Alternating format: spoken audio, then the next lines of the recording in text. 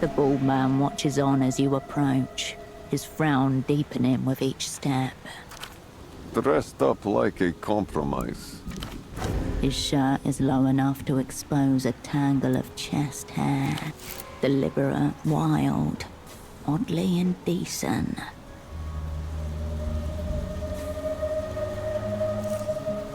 I chose this. You settled. A wasted figure is a despicable figure. You're from Mercia, yes? A casual, yet impressive assessment. The tilt of your spine. You're disciplined to stand straight. That's not discipline. Rouse. I don't sell clothes. I sell transformations. Transformations which generate epochs that capture the delicate moment between the before and the after. Borderline insane, but on the right side of aesthetics. Yes. And in addition, they are of high quality, very respectable, and delicate.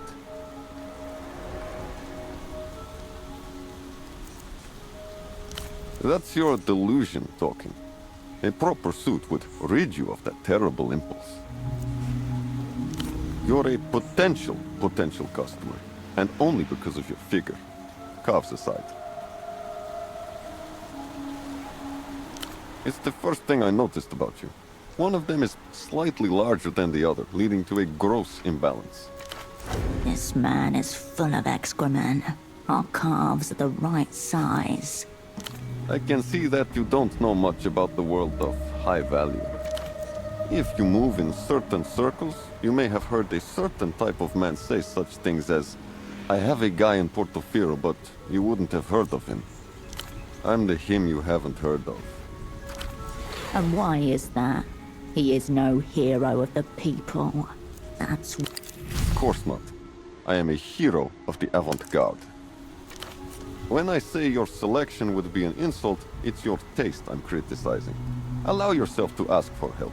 Bruce, dress me, please. Perhaps once more, with feeling. The tailor swishes his hand through shoulder-length hair that hasn't been there for a long, long time.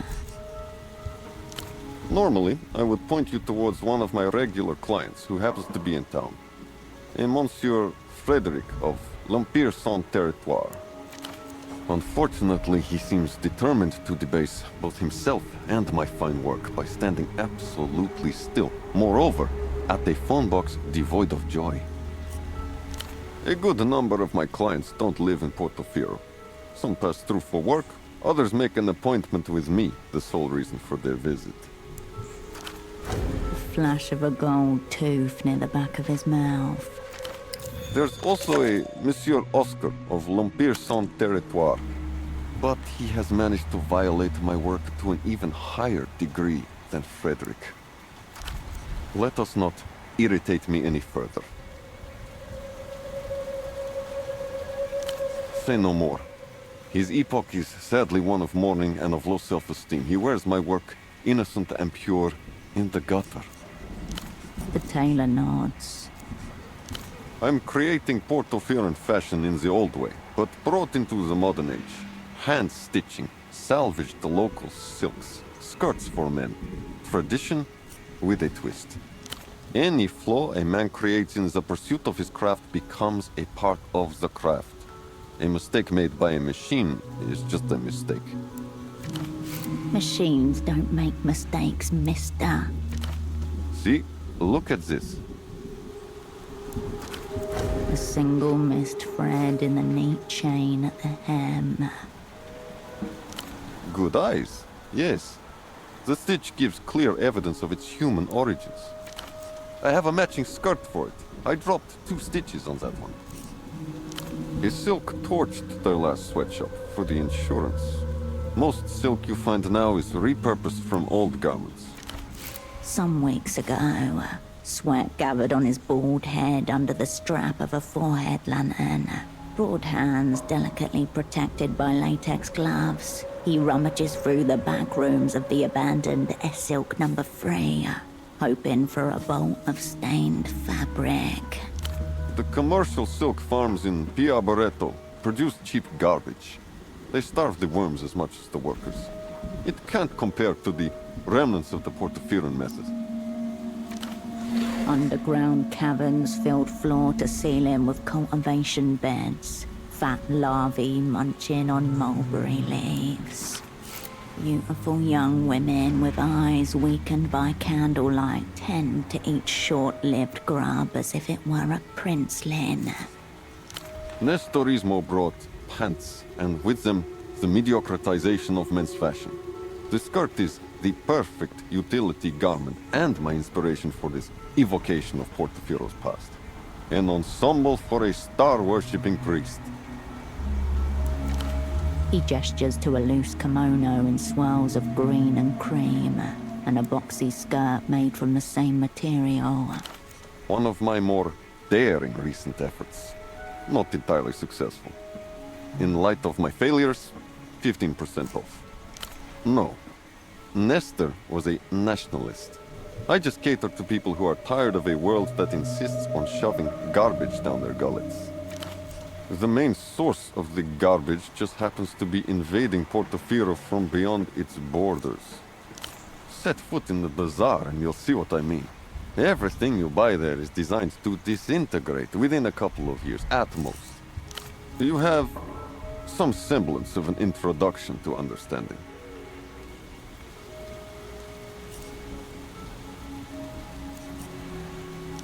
I see it as essential to safeguarding Portofiran culture. Nothing less. You've seen what it's like out there, I'm sure.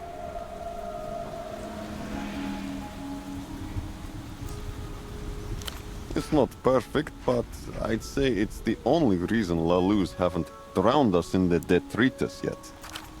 These Lucian imports, they're not even culture. Culture has never been and cannot be state-directed. It can, so long as the state is the architecture of the collective will. It has to come from inside. It's personal first. Yes, but not only.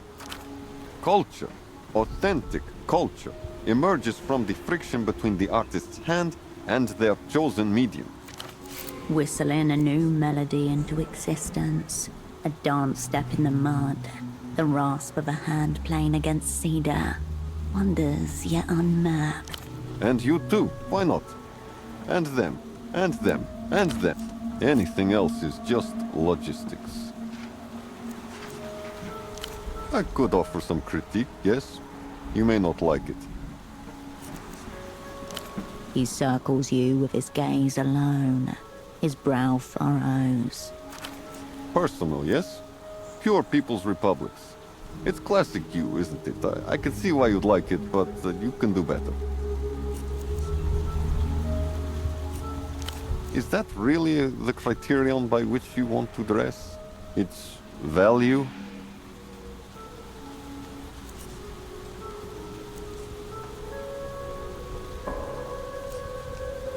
That word, pass, that's your problem.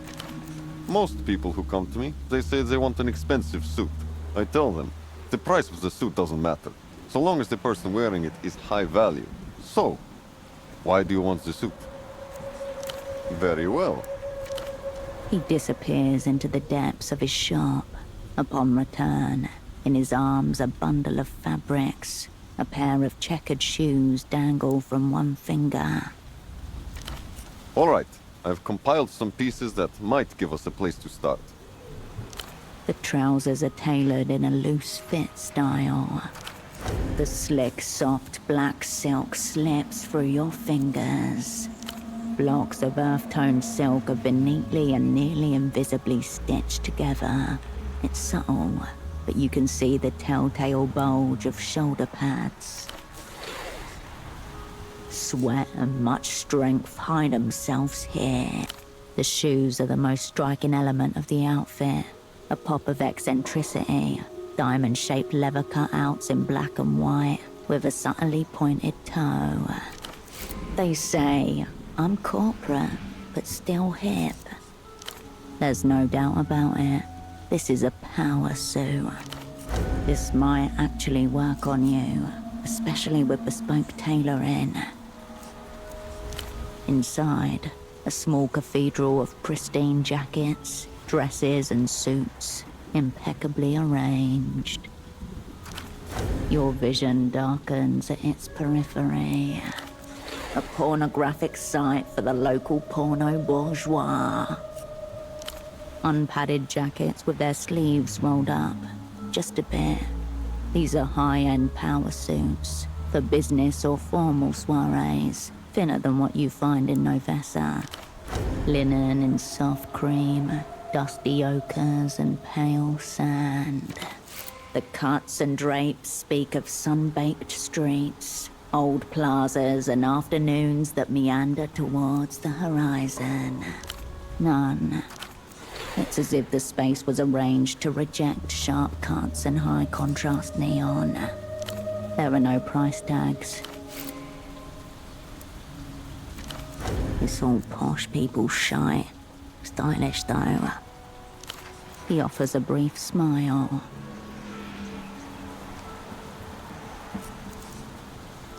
This is what's there for you.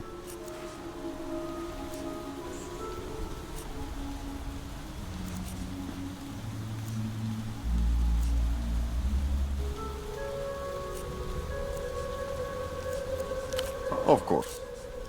You have some... Turn your head to the left? Perhaps you really could fit into the high-value class. You have the structure for it. Inherited from your mother. The only decent thing she ever actually gave you.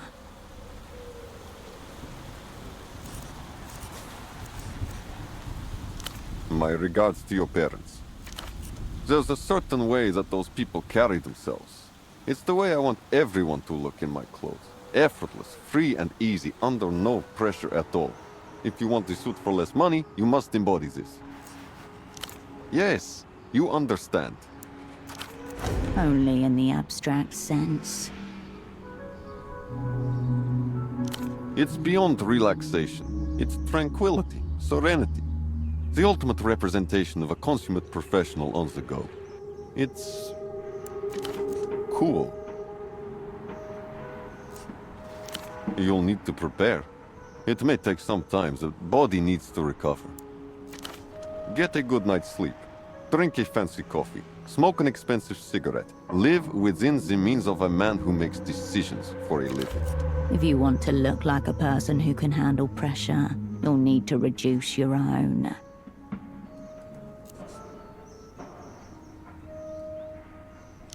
Awful. Still. Absolutely not. I can see this. Of course you will.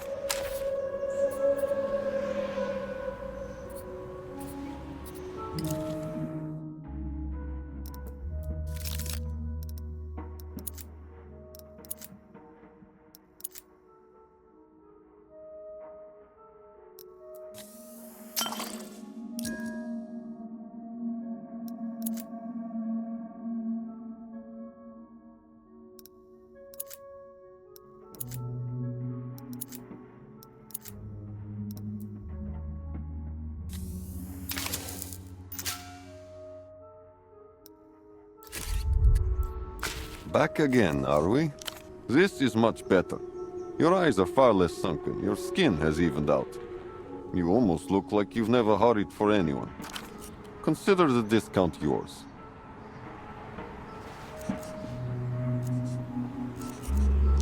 This is what's there for you. Well then. Of course you will.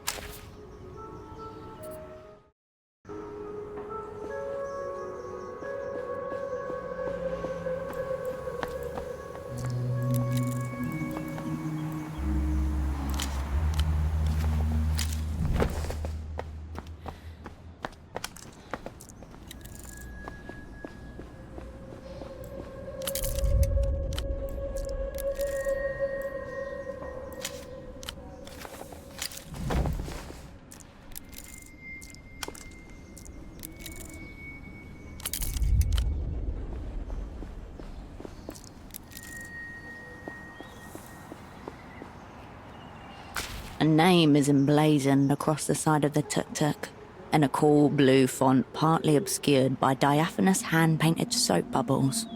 Lymphadores are Spies. Clean. Around the back, an aluminium roll-up door shields the contents of the trailer. Evidently the expensive kind. Sterile, discreet, professional. This is who you call in when you're paranoid that regular help might molest the contents of your apartment. When the things you're cleaning up after are especially sensitive in nature.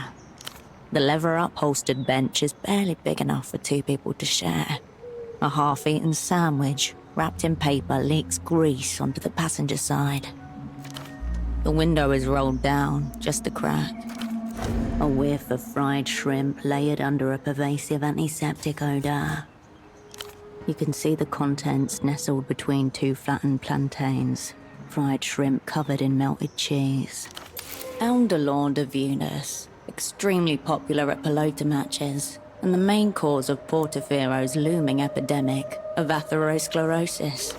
No one abandons a sandwich like that for long.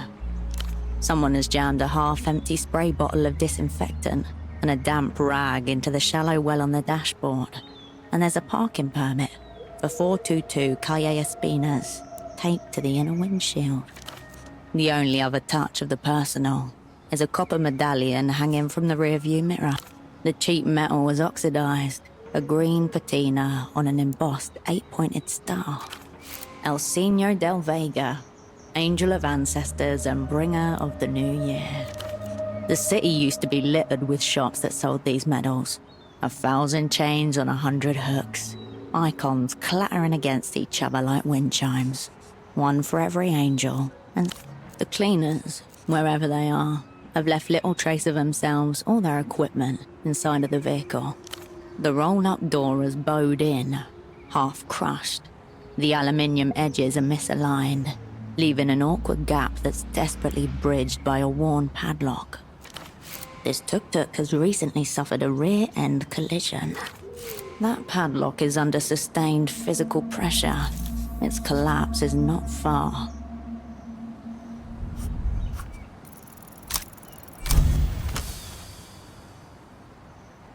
The old padlock, under stresses it could not possibly endure, shudders and pops open. The small space is tightly packed. In the corner is a selection of buckets, a rack of brooms and mops mounted on the wall above them. Bottles of cleaning solution are tucked into every free space, with names like Zyfrox, Extra Clean, Shine and Shimmer. Your eyes land on a shapeless garment in a disconcertingly meaty shade of pink. There's a zipper on the back and a large tinted window at the front, a viewport out, but not in. The cleaner's face obscured from clients who'd rather not have to acknowledge the humanity of their janitorial staff. Figure 1452.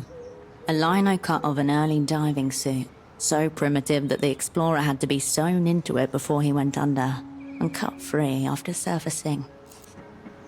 Most early abyssonauts succumb not to drowning, but to the ocean's crushing pressures. The suit slides off the rack and into your hands.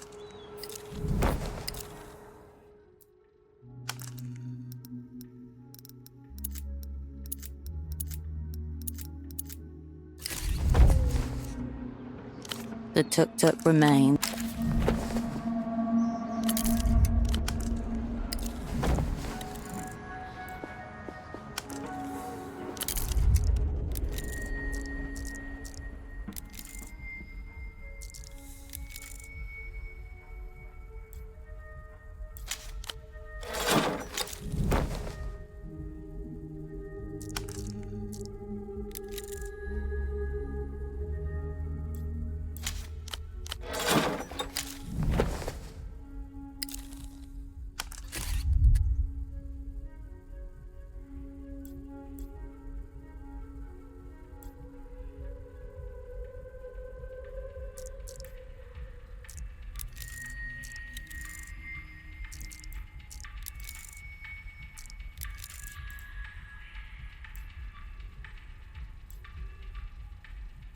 You gaze up at Ultravioletta caught mid-song, enshrined in purple. Music emanates from a nearby low-fidelity speaker. Disorientating. She's both ahead of you and behind you at the same time, every direction at once. An expression of exquisite emptiness stares back at you. Strange eyes beneath a crown of foxglove.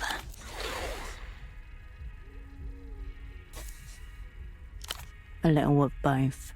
She is the contour of a star.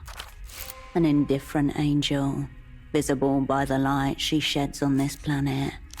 Ultravioletta, according to the projection text. Below the name it reads, "Cover the moon when I'm gone."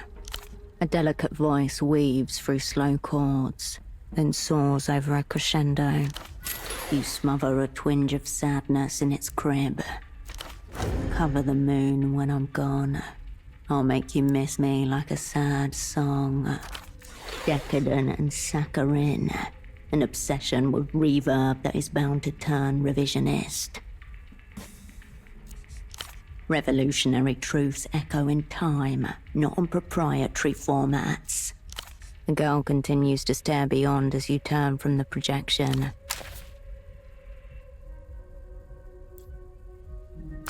Hey, you. You're new to this scene, aren't you? A young man in a long, colourful puffer jacket with an oversized collar stands guard.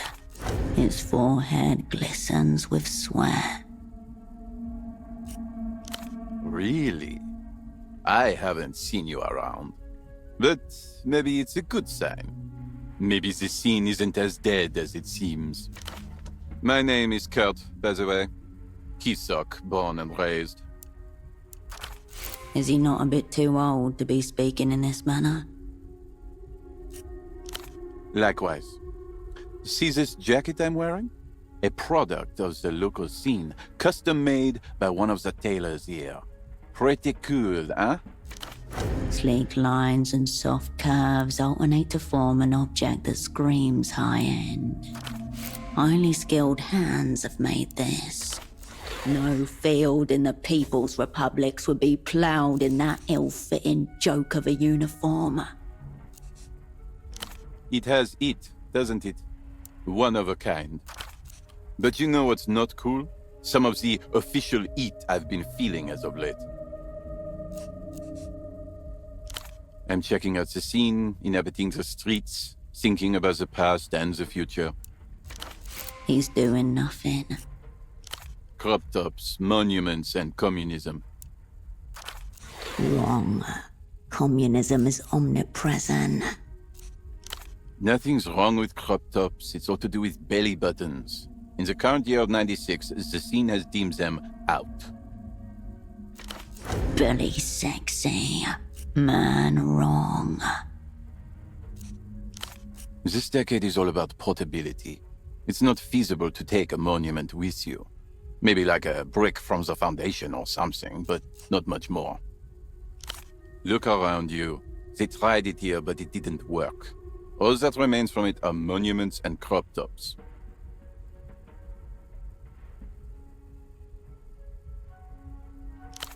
Well, now if you put it like that, this solidarity sounds kind of cool. It has always been the coolest. Yep. Lucian everything.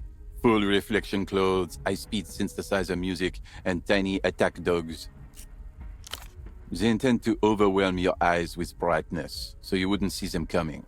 Cool, but also menacing. Then the fight shall happen with eyes closed. A wall of electronic sound punctuated by low-end rhythm designed to misdirect your sense of space and time. L-pop is just the introductory lullaby to make the people, ballers included, drop their guard. A song of impending decomposition. The scene thinks it to be some kind of a power move, just for laughs. It's not like you'd see or hear them coming, right? I've been around the scene long enough to have a feel for what's up next. They must have some substance, given their success on the global scene. A lot. Look at those people over there. Out-of-towners. Thoughtless threads.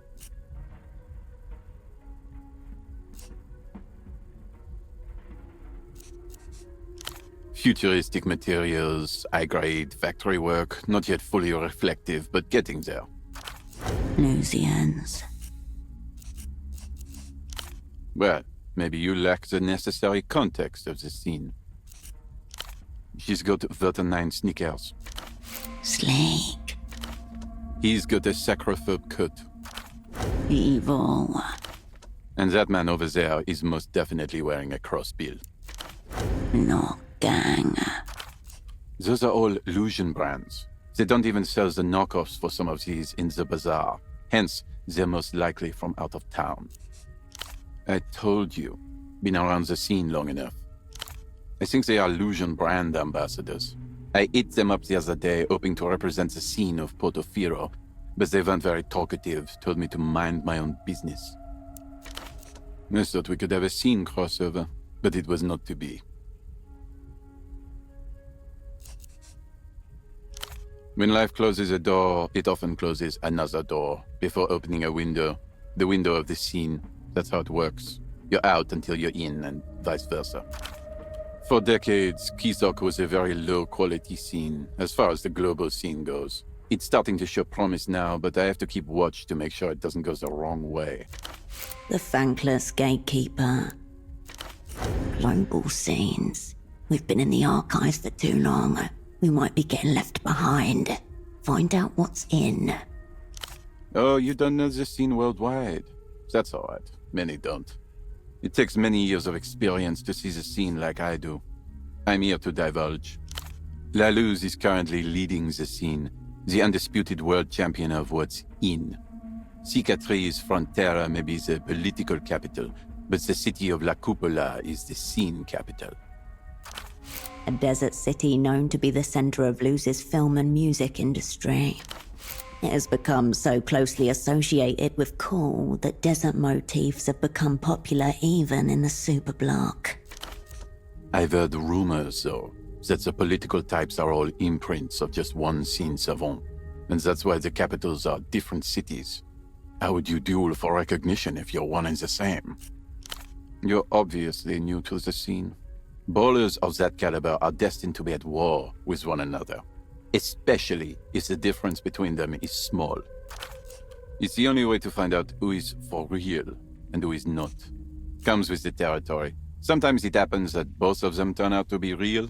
That's what's called baller synergy. Very good for the scene. Cool older guys would tell you that Kisok once ranked #1 on the global scene hierarchy. The Palace of Culture used to be the center of scene operations. Chief Baller ran the Communist Party from in there, but they couldn't keep up with the changing scene. In short, Kisok has ranked low for decades now, but new ballers rise from its ashes all the time. Ballers like me. This place is on the up. Only the culture, or rather, the baller blockade is holding us back. Never said anything about copying them, but the scene is ever-changing. Eyes on the prize at all times, all times. Bowling in flux. A firm 2 or 3 on the 10-point scale I just thought of. That's not a lot. It's not very baller of them to force everyone to do jumping jacks or executing civil servants in the street, especially when wearing the clothes they do. Lies. Stop him. War crime. He pauses, watches you a moment, and shuffles something in his pockets. I protect my sources.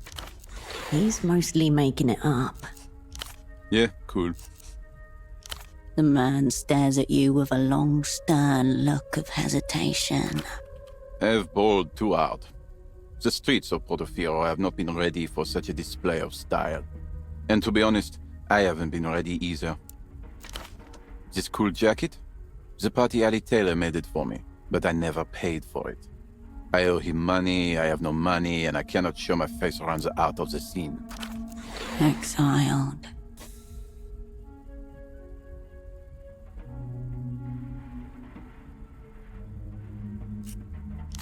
Yeah. You've met Bruce? That's the same one. I never intended to. Ever since some new faces started popping up, I felt an undying need to improve my game for any potential scene crossovers. How would one resist the prospect of such a jacket? This man is enamored by aesthetics and lacks fundamental awareness of anything else. I'm a local guy. Been around here all my life. He knows my dad as well. And we signed a contract.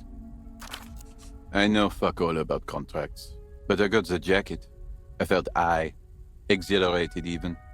But I haven't been able to come up with the money. Haven't even had a single crossover. These days, the scene has deemed the notion of work out. So no. Liberal falsehoods have corrupted his mind. He needs the assistance of the people. We signed a contract, as I said, but I was too excited to remember anything about the total cost. Maybe it was a lot, maybe it wasn't a lot at all. But the jacket is baller. I suspect and fear it was a lot. Can you find out how much money I owe him? Wow. What if it's impossible to pay back? What if other people find out that I am bowling on borrowed time? It would spell disaster for the scene. Double wow. Thank you so much. Go to the Party Alley Plaza. It's east from here. There's a tailor named Bruce. Maybe you can ask him, like, quietly, diligently on my behalf about the price of the jacket. I'll be sure to make it worth it. See you on the scene.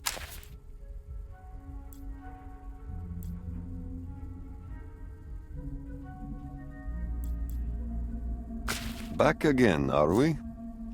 Ah, my young friend of the avant-garde, the savant of the scene. Has he sent you for another high-end piece of mine? There seems to be no creditor in this man. This sociopathic debt collector has been cast from the same mold of dishonesty as all other such parasites. Okay. He does not see the it in you.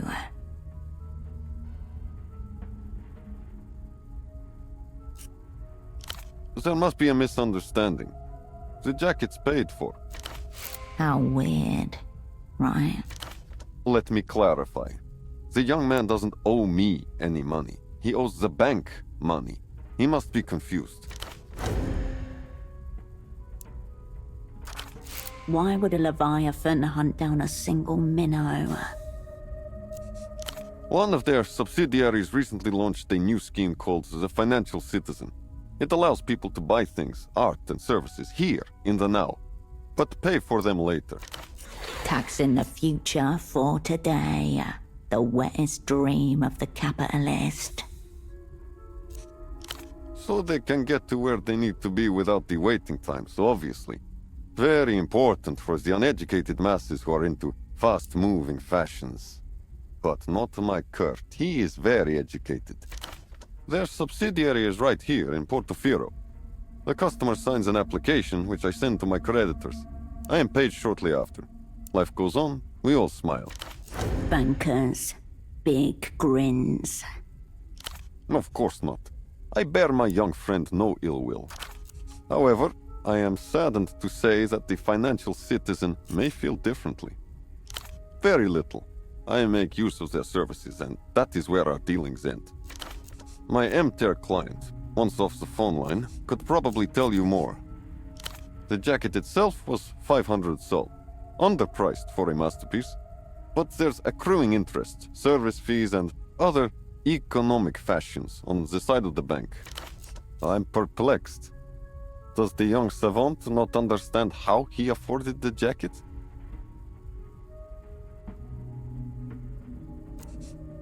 We'll disagree then. He is aesthetically astute. He gets style and the finer points of my craft. A natural. Please tell Kurt not to worry about me. We are settled. But do remind him of his arrangement with the bank. I'd like to keep making pieces for him. Of course you will.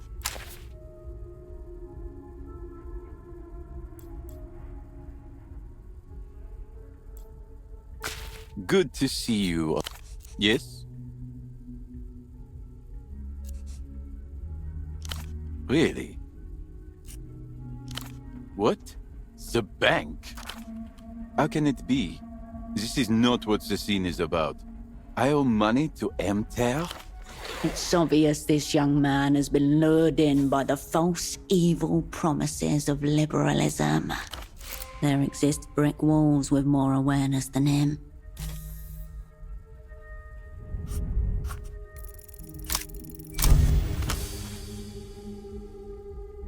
Money. Some say it is real, others say it is fake. But it definitely has an impact on the world at large and the individuals within. For this young man, the explanation should be as simple as possible.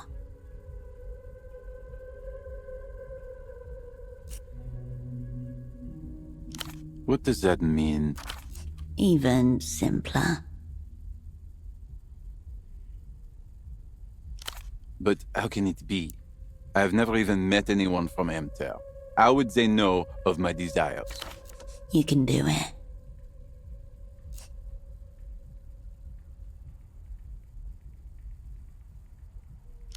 There is a moment of almost serene, silent reflection within his eyes before the stark reality washes over him. He's fucked. Oh no. So I'm in a lot of debt. Is this what they call the invisible hand? I think I am feeling it around my neck. What should I do? Should I become an illusion brand ambassador? How am I going to face my father like this? He's a proud man, he wouldn't understand.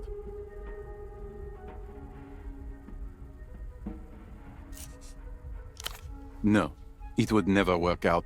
He's got no sense of style and spends his days withering away in a cold hallway. It is just not possible for a Portofiran to pay back a loan. No one's ever done it. There must be somebody from Emter around here who could help me. Someone who could absolve me of my debt. Like a high priest of capital or a liquidity mage. Please, find them and help me.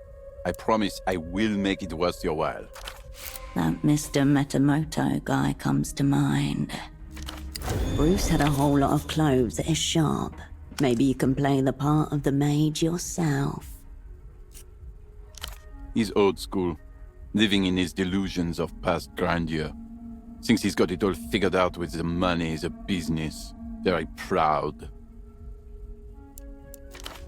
Zero knowledge of the scene or what's fresh. Going to give me another one of his lectures. Very uncool. He's the manager of the housing campaign. Or at least that's what he calls himself. In reality, he's just a janitor. Yeah, like what's definitely out. A barely audible hiss in his words. The scene's the scene. See you on the scene.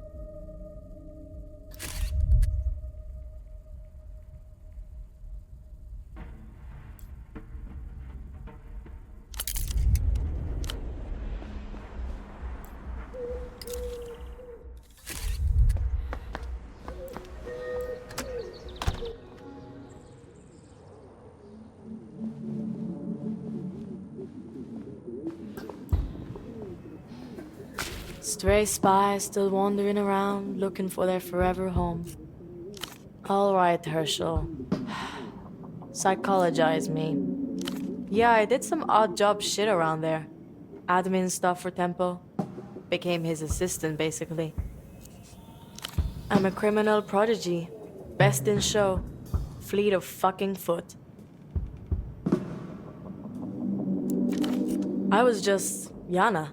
The bazaar took me in. Tempo kept me.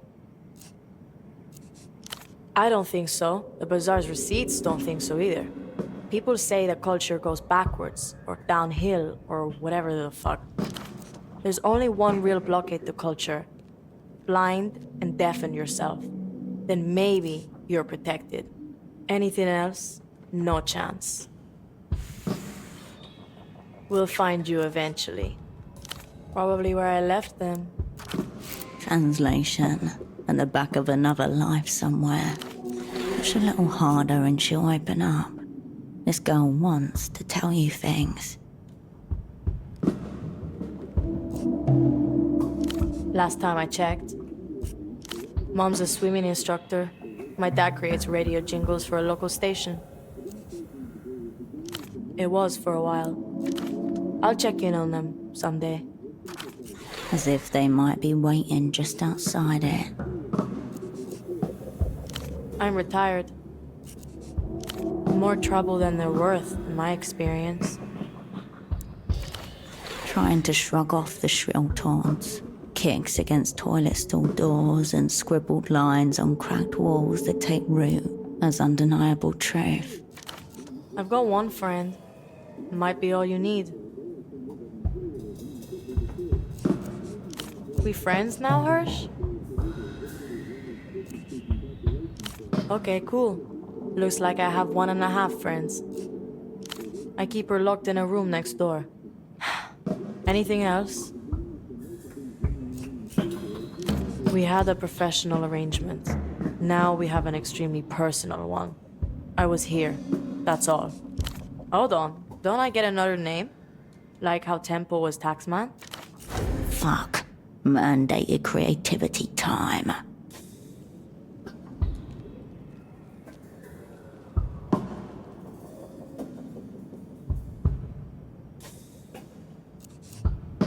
Well, just give me your magnum secundus. You can do it. And it better not be Tax Girl, or I'll kick off. Speak your piece.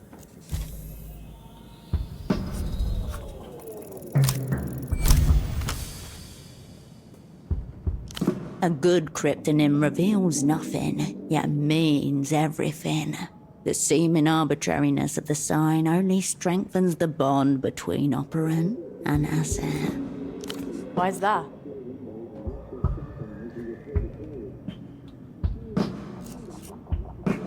Don't hate it. Yo, it is. Good job, Cascade. Dipped one in nitroglycerin. Fair warning. Her fingers are spangled with violet glitter. Smoking any substance other than party-approved brands will be classified as tobacco wrecking. Greedy cunt. She says, but does nothing to stop you. You rest one on your lip and pocket the second for later. The best cigarette you've had in years.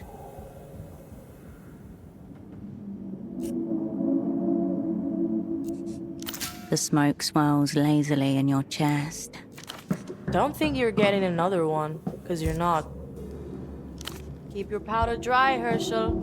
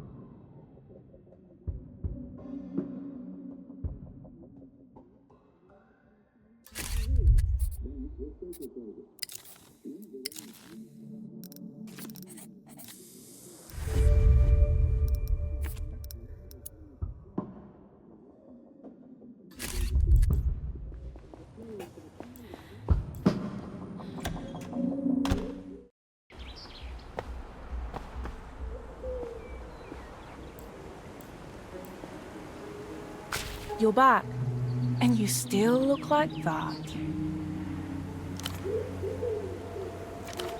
Yuck. That freak with the colored hair? Definitely not Moonglow. Whatever the opposite of Moonglow is, that's her. It's true. She could never be a true Ultra. Sorry. She can't sing. She tried at school once, in the talent show. It was like high catastrophe. She died up there. I mean, she should have actually died. If that was me, I would have just died. Why? You're lezzing out together. Nonce. Take that back.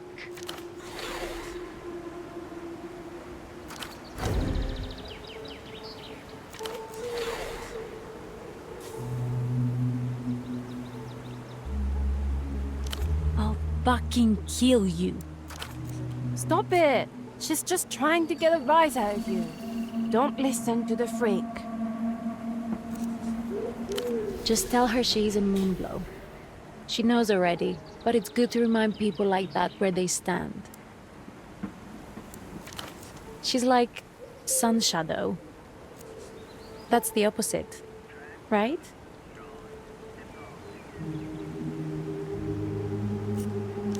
Thank you. Sure.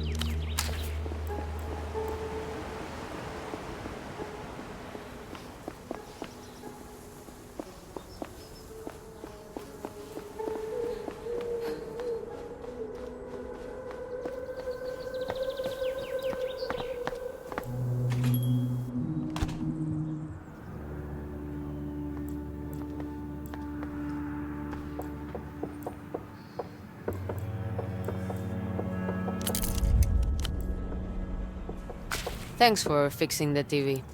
Very kind of you. Kisok versus Sporting if you're interested. Scores tied. With the purple bloom gone, you can clearly see the action as the Pelota players volley the ball back and forth across the court. She gives the photograph a brief, considered glance. No.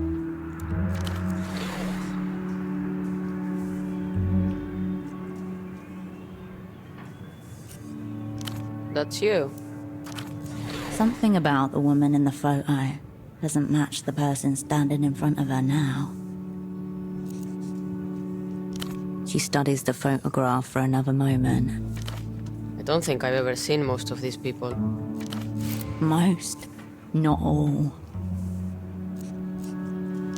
That one was a carabinero, right?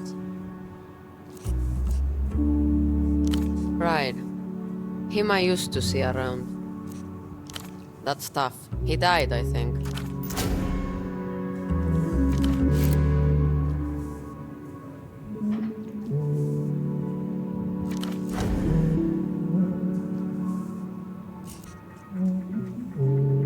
It's been a while. Almost 5 years. He was nice.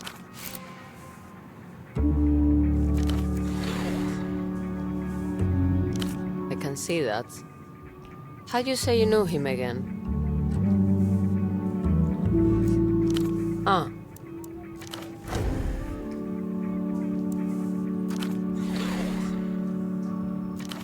There was this guy he used to meet with, Rustamian. Heavy set.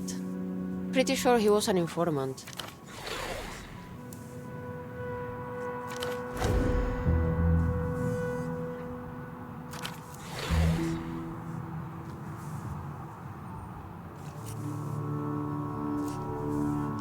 Yeah, go dice. That's him.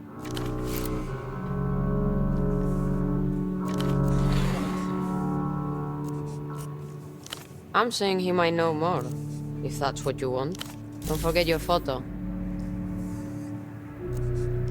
You mean reunion, all of that. I try not to think about it. There's no sense in worrying. It will come. The only question is when.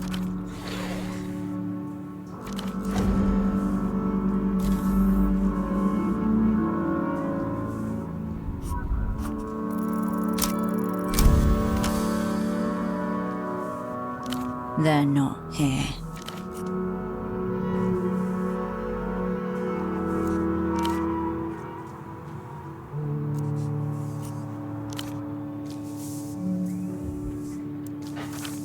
Never drank himself.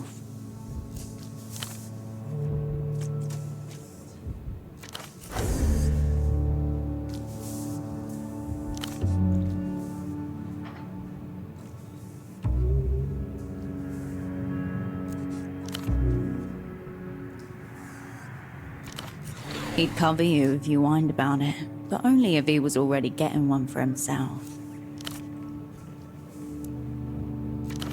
Product of her generation, she knew how to keep herself to herself.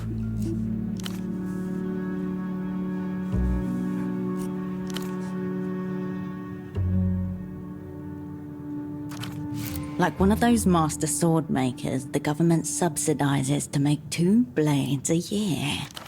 It took him a long time to warm up to people, but once he did, he was loyal to a fault.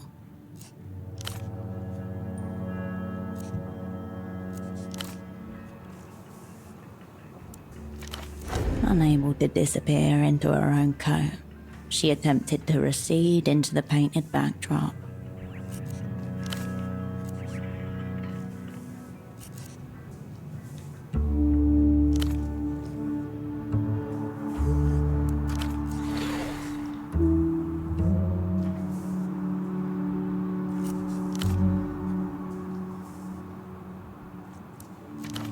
Back to the nearest wall. He even began to distrust those towards the end.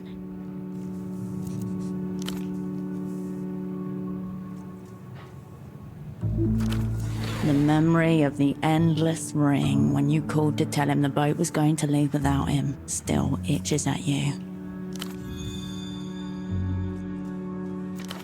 Let me know if you need something else. Have you bar-backed before?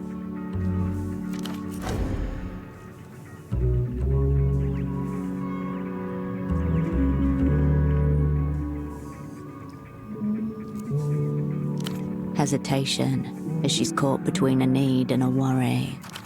Fine. I can throw you some soul off the books. I just need you cleaning, bussing, nothing complicated, okay? Here. Start with wiping down tables. The rag squelches in your hand, oozing grey-brown foam as you glide it over recently vacated tabletops.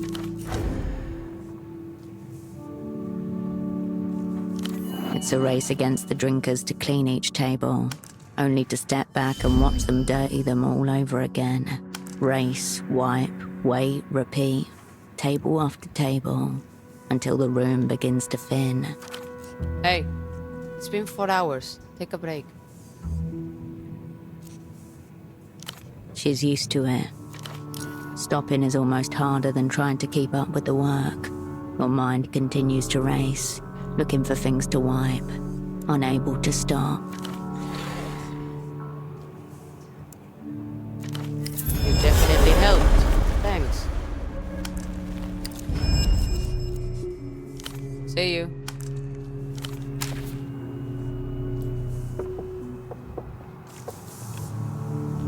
Operant.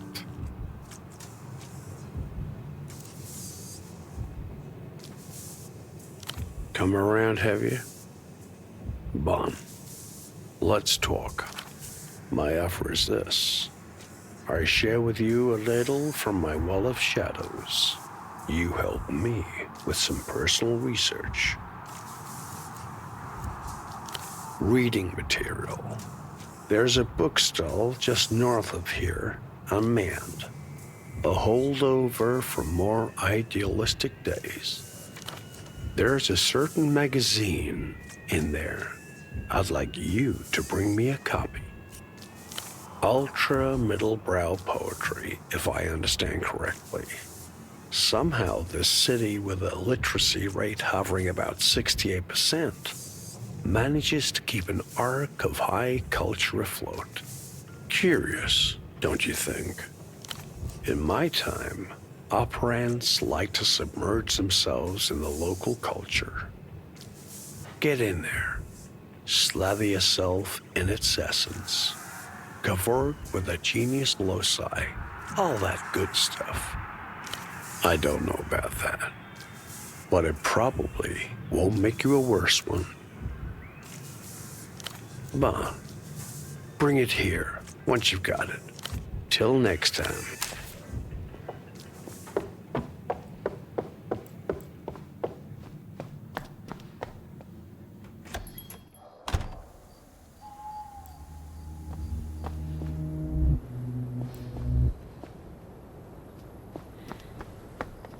A stray cat hops soundlessly over a nearby wall. Your double turns to you. Cascade. The past is here again, this time in the guise of your former double, walking down the back ways with you one night half a decade ago. I'm not saying it's likely, Cascade, only that the possibility can't be dismissed out of hand. Point 1, nocturnality. Point 2, X-ray sight. Spoken like someone who's never locked eyes with a cat through a wall. Something feline in his eyes, too. An intelligence, but utterly dissimilar from any kind you know. We wait, of course. They know more about us than we do about them. We have to wait for them to show their hand. They have their own methods, their own strategic objectives, unaligned with any known power. And, I fear, devious and at odds with our own. Your double continues walking, his hands clasped behind his back and his gaze restless, darting around the scene, taking in everything. Absolutely everything.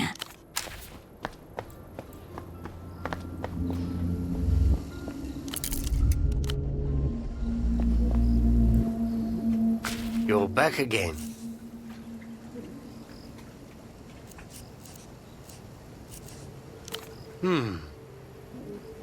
I've already warned you about pretending to be a carabinero. So what would you want with a jail? A better question. Why are you bringing this up, sans subterfuge, to a Guardia Municipal officer? Yeah, we don't have those here. Never understood the concept myself. The GM gives you...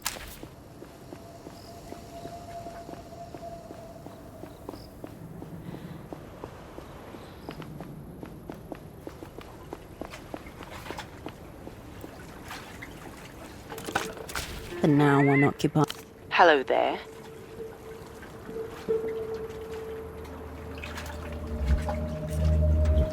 A what, baby? I'm so sorry to hear that.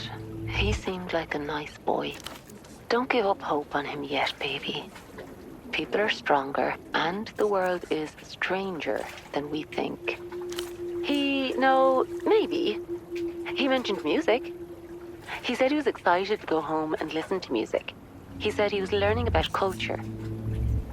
Your guess is as good as mine, baby. Just from someone who knew all about culture, he said it was going to change his life. Lines always...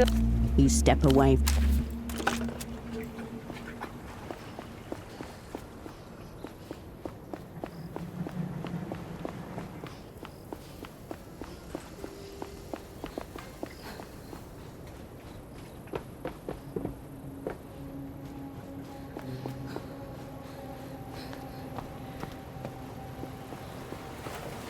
The smuggler inclines his head in silent recognition.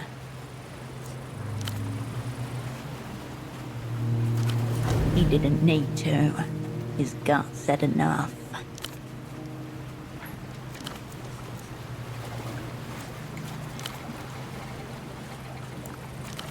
That look wasn't for nothing. Something happened over there. He knows you're one of Tempo's now. Remind him that you can be trusted. You scan the area, trying to mirror his gaze. Along the harbour, dock workers shuffle crates. Further out, the unfinished tram pylon looming over the bazaar. And beyond, the outline of a building, just past the roundabout. Yes, it's hard to say whether he was looking at it, but the direction is right.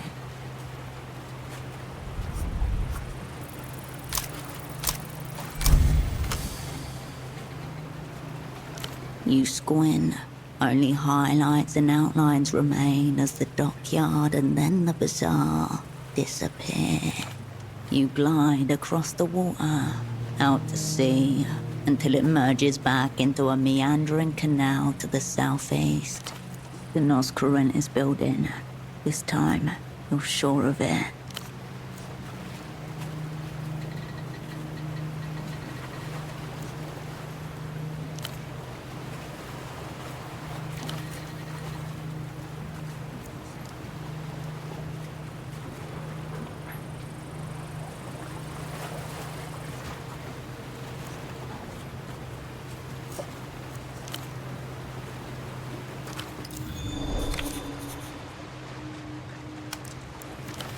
An uncharacteristic tension in his voice there.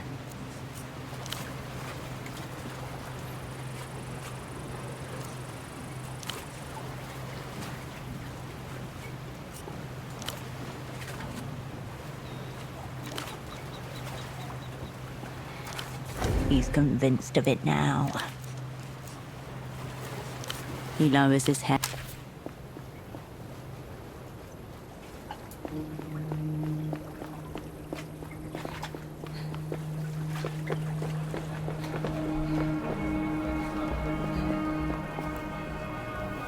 The fire exit remains ajar, ball wedged into the...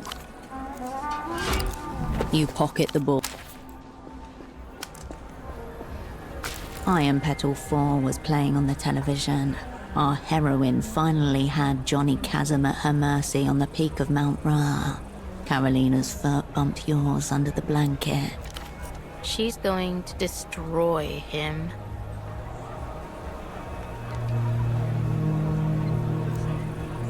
Johnny Chasm howls as Iron Petal's small fist punches through his ribcage, grabs heart and yanks. Oh, that's vile. Ooh. How many times have you seen this one? Sounds kind of like The Way of Cascade. And you say there are 7 of these movies? After that, she'd call any time she found an ancient tape, a bootleg disc, a midnight screening. She saw Iron Petal and thought of you.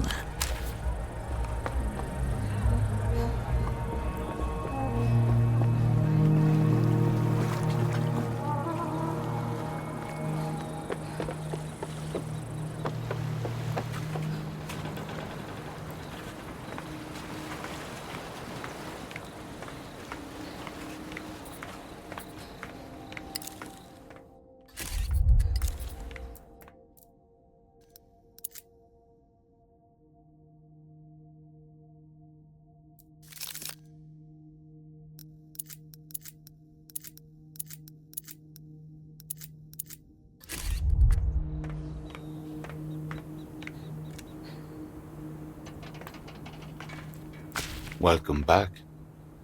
Quite the commotion down there. Please, have a seat. I can't say that I have, but that's quite troubling. Why do you ask? Whatever lies you tell have a low chance of reverberating here. Oh, that's awful. I can't say I've heard of any disappearances, but... He really does feel for you. There was some unsettling activity around here a few weeks back.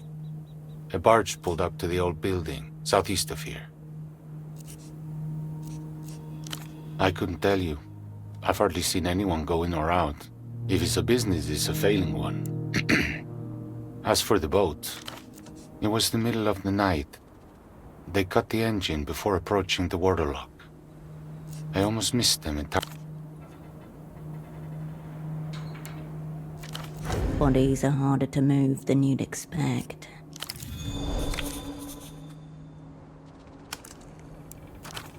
Ample space for a person, plus cushioning and dampening material.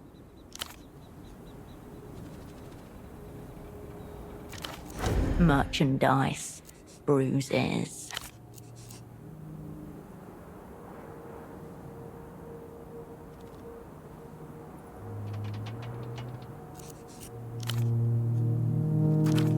The engineer sits at the top of the world where he is free to judge everyone, but he restricts his decrees to those who violate health and safety legislation.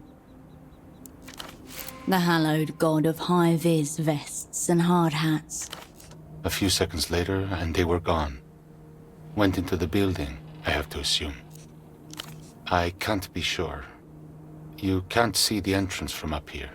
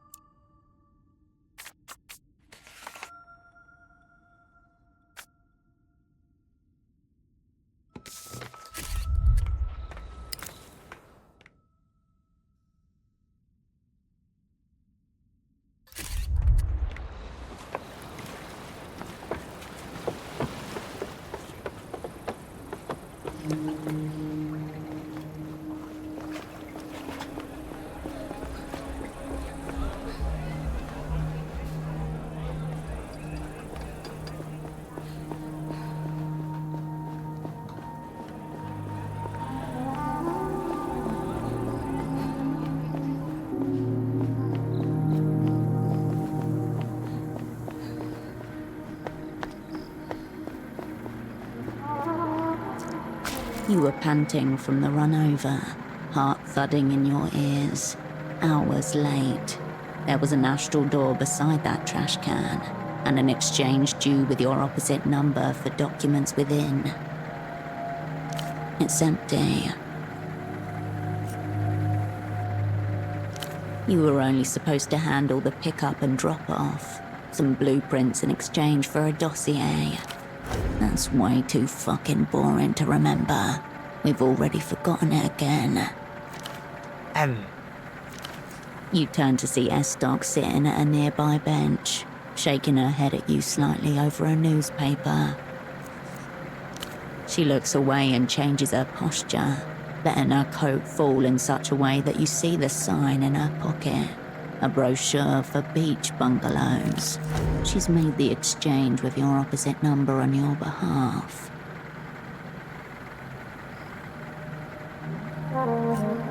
When you called Melita that night, you gave her the name of the brochure as confirmation of the handoff, and never mentioned a thing about SD.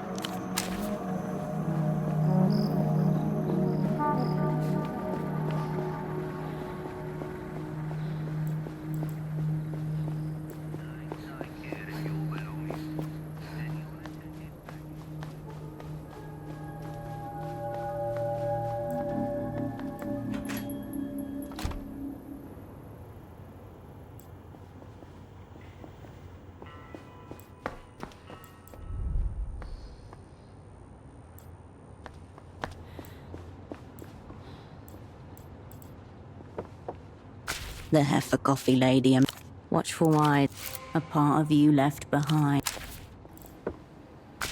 Raw information atomizes itself on the and rings.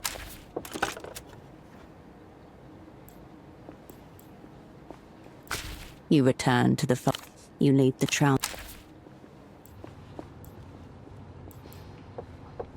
The bed welcomes you for a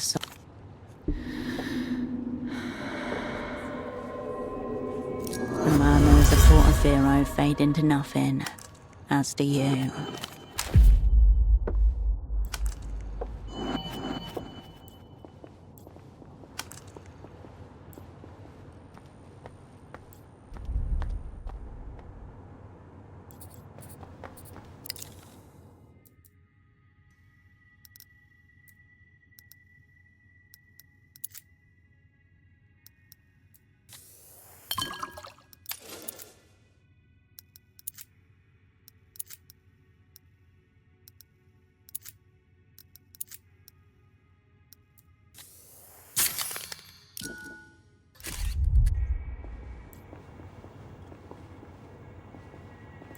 I'll print. I'll be here. You approach your...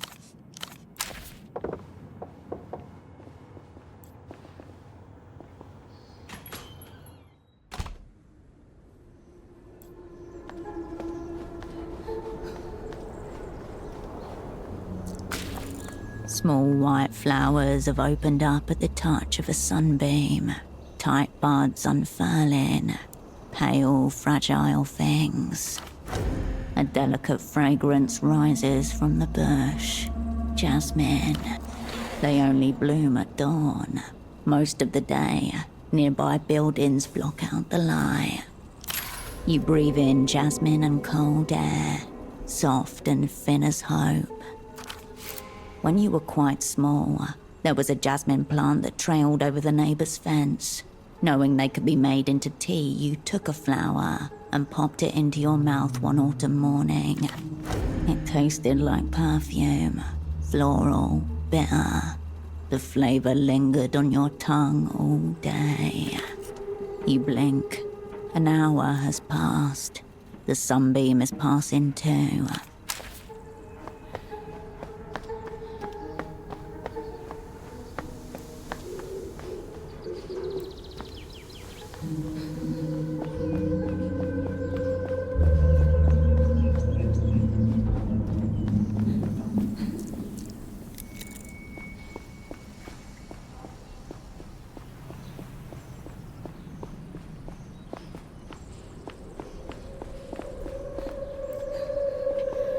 Marcia!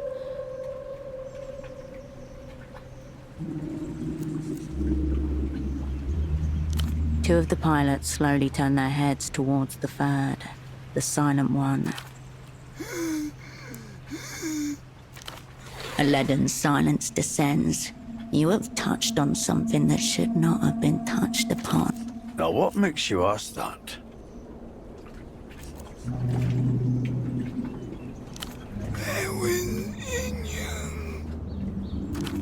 The soundless words are clear on his lips. I was held in one. If Joe wants to tell you, that's his problem. I'm not translating. Steady breathing, a gaze as missing as it is fixed on you. He will not lower it.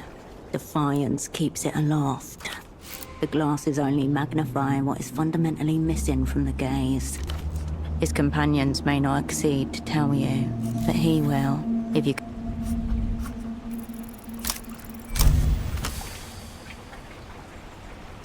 Your attention hones in on his mouth and the minutiae of its movements. Jaw aperture, tongue position, lip protraction. The fleeting shapes of ghost words flit through your vision. Captured, torture, moved, another location. Enter. An example to prove the developed world was serious about cracking down on human trafficking.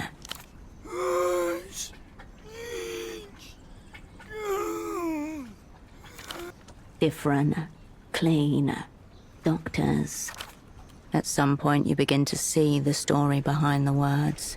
After weeks or months of being hauled around like dying meat from one grimy torture site to another, suddenly he arrives in a sterile facility.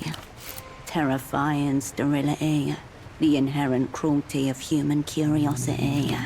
Behold, the true face of the so-called developed world.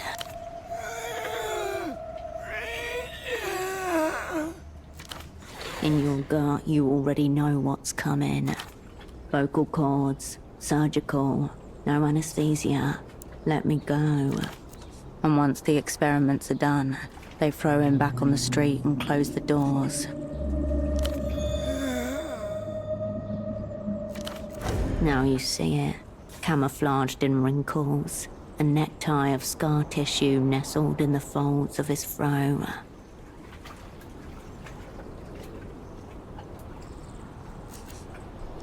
It takes a few moments, but the cynical, absent smile slowly returns to his face.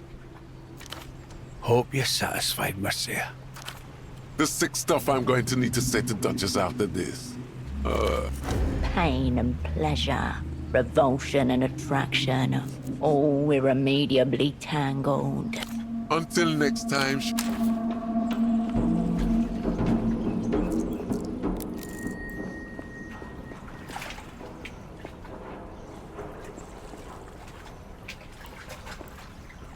My God, the suit she's wearing. Those colors would kill a less financially secure woman. You're a true shape changer, a high archon of fashion. I don't think I should be alone right now. A half-second glance is all he gives the wheel presented to him, before turning back to his phone call. The wheel itself isn't distinguishing enough. It could belong to a number. The rest of the model train is still out, warily.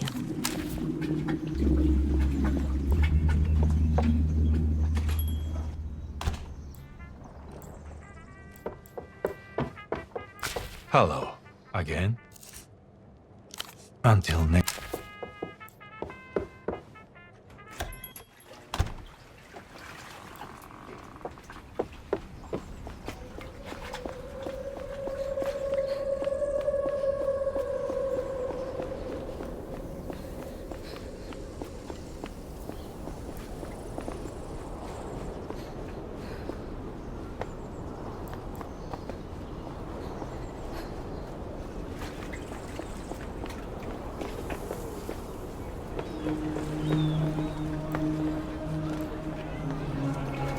A low, tilting shelf.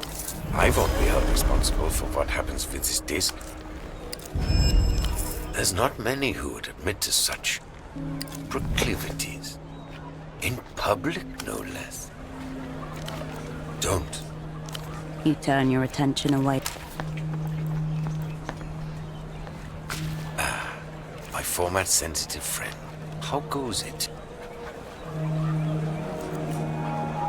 Oh, yes. Her. Lana, Lama. Something like that. Utterly tasteless. You know the kind. Skips around listening to music on liquid storage vial. I attempted to discuss Einzelton XR with her. To extend a hand across the generations. She called me an Einzel cunt. Told me to fuck a disc. I did not. Obviously. He's thought about it.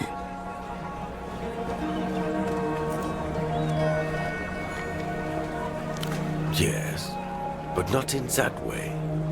Please stop talking. People bring their children here. I thought I asked you to kindly shut the fuck up. Clearly, I'm not expressive enough. Let me hammer the point home.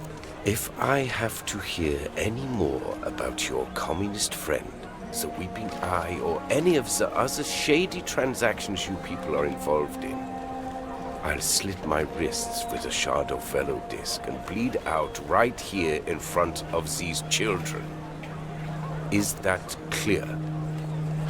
As far as I'm concerned, Tempo del Sur is nothing but a plague vector responsible, in part, for the outbreak of Lucian culture, if you can call it culture, in this city. My interactions with him are limited to receiving a twice-monthly shipment of trash that sells out faster than any of the valuable rare media I sell, paying my monthly fee for keeping my stall operational, and occasionally including his name in my nightly prayer of hatred. His speech speeds up the more he speaks. The external manifestation of a system careening towards a vascular catastrophe.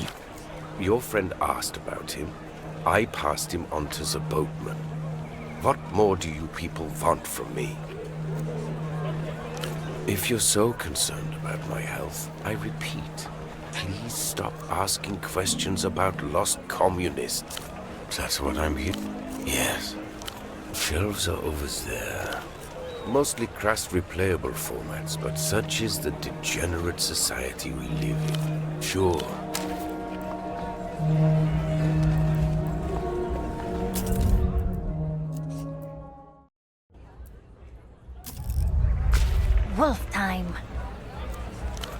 can ask.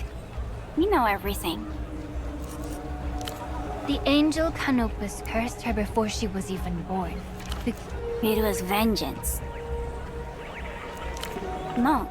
Now she serves Canopus in her war against the other angels. There's Deneb, Polaris, and Razzlehog. Razzlehag is gay. He's the gay angel. Shut up. I like him. And that's not how angels work. They all have their own powers. Ultima Wolf. But Ultima Wolf only appears when times are most dire. Your tongue runs along the familiar edges of your canines. Inner wolf, hidden wolf.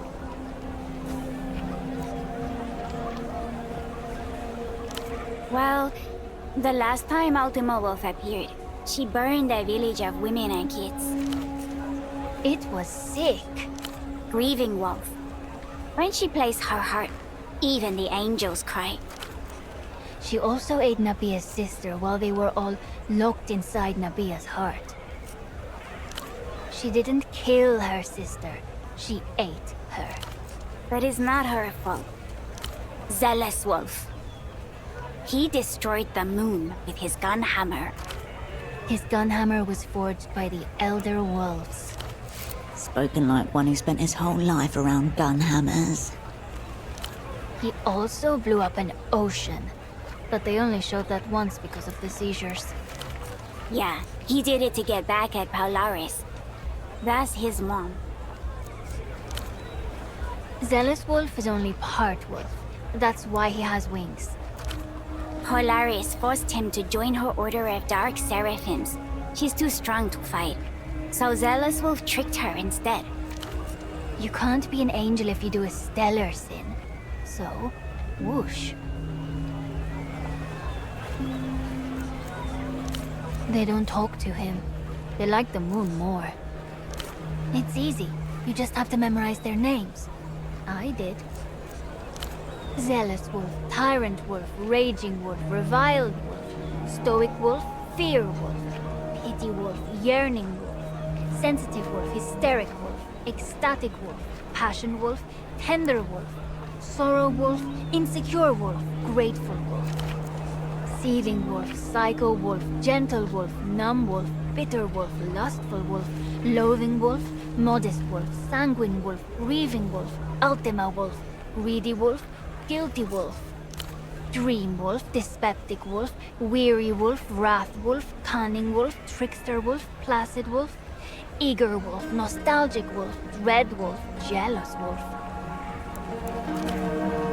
Venturous Wolf, Stubborn Wolf, Obsessive Wolf, Hasty Wolf, Forlorn Wolf, Mournful Wolf, Vain Wolf, Reverent Wolf, Wicked Wolf, Shy Wolf, Jubilant Wolf, Clement Wolf, Sycophant Wolf, Furtive Wolf, Conformist Wolf, Serene Wolf, Critical Wolf, Vindictive Wolf, and Unyielding Wolf. He's missing a few. Only because some of the wolves haven't awakened yet, so we don't know their names. They're probably super powerful. And yet he claimed to know them all, did he not? Skirting the line between truth and deception. If anything, the boy should be commended. Thanks. Repository updated. All listed wolves have been memorized. Surely the people around you will love nothing more than to hear about your latest obsession. Do you have other wolf questions? There's so many more wolves. Not really. They only come out when she gets in trouble. Or when they get hungry. If she doesn't feed them, they try to devour her heart. The phantom weight presses on your chest as you picture this girl, waking up each day to a world of wolves and monstrous angels.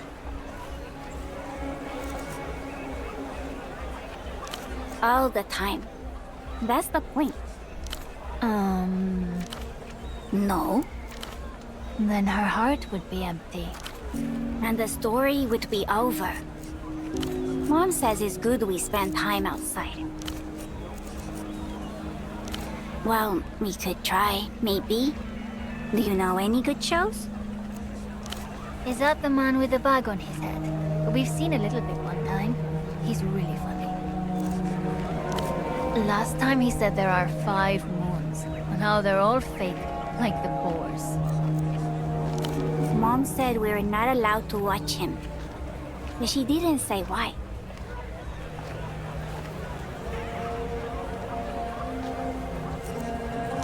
We'll keep watching the wolves then. Whoa, I've never seen one up close. You're lucky. Historically, you're closer to the opposite. Rarest. They're big, and each one looks like one of the 66 wolves. But you can't buy them anymore, because no one has any. The boat people brought some cups once, but then the adults went crazy and bought them all. The toy stall had some, but no one wanted those because they were so ugly. The wolves looked all melted. You'd need 5-axis milling machines, injection presses, stress testing labs, and climate-controlled environments just to match the craftsmanship of that fur. 66. You know, like the wolves.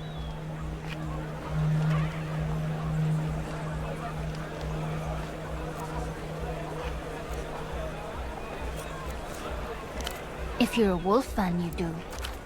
We've only seen the ones from the Redemption arc. That's one of them. The Redemption arc has 6 cups. There's Tyrant Wolf, Placid Wolf, Dream Wolf, Critical Wolf, Stubborn Wolf, and Eager Wolf. Special. What do you mean? No. No. I don't think so. Probably not. You can drink from them. There's a straw. And they look like wolves. Whoa. He looks even smarter than in the show. Remember when he cast Lexicon Apocalypse and wiped out like 50 angels from history? Uh-huh. After he found their real names in the bottomless library. Critical Wolf can be scary, but he's the smartest one. Alright. So, what now? My sword? But it's my sword. I need it. A child stands no chance against your training. Let's be logical. Whoever needs it more, you, obviously, should have it. Why would you take this from him? He clearly treasures the toy. For fighting angels and other monsters? They're big. Are the people's needs not far greater than that of an individual child? You don't know that. Our aunt got it for him for his birthday. He can't just give it to you. If you want it, then it has to be fair. With honor. When Dreadwolf met with the legendary Smith Kuro of the Grey Fang tribe, Dreadwolf didn't have coin. So she traded her Eventide pendant that she had since she was a pup, so Kuro would make her a dagger. The Phantasmal Stiletto. It's so sick. So you have to offer something big, or else it's not fair and he keeps the sword.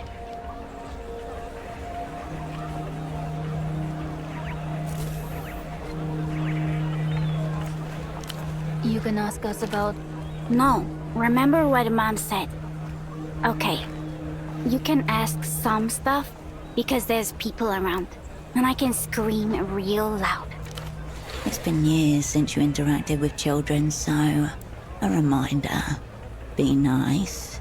Be normal. The girl's instincts are commendable. The boy's a disaster in waiting. I don't know what that means. It better not be bad. I don't trust you. What are your questions? Mom's at home. We live on a boat. We don't know him. Mom didn't have fun with him. But that's when I was really little, so I don't remember. Yeah. Mom is all we need. She's awesome. Why aren't you at work? A riposte flung without thinking. She's been asked the question more than once.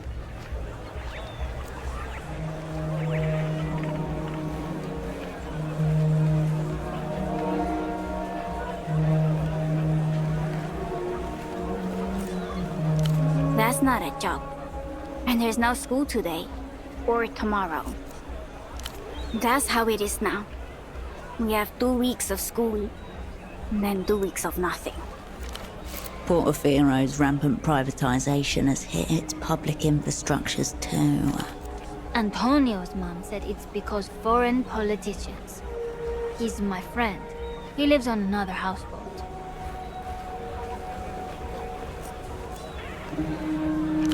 No school for 2 more weeks.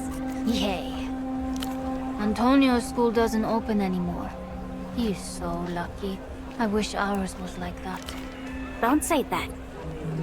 Mom said we might go to the one in the sunset, but she doesn't seem sure.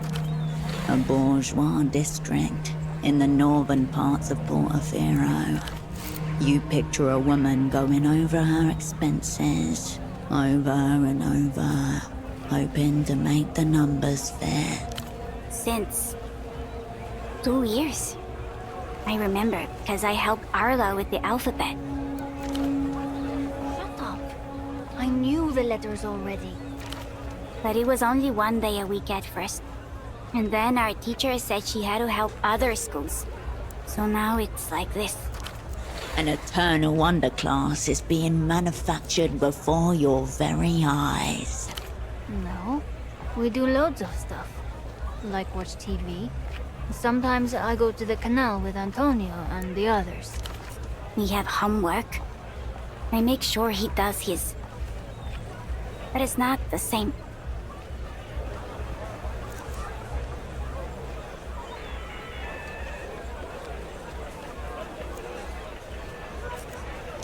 That's really nice.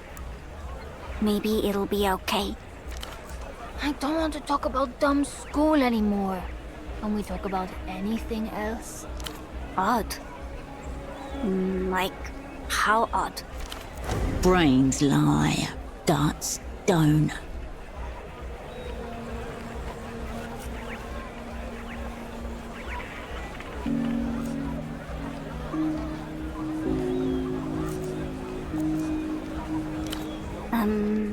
We know Marlon's dad is missing. She's... So you heard. Perhaps they can confirm the woman's story.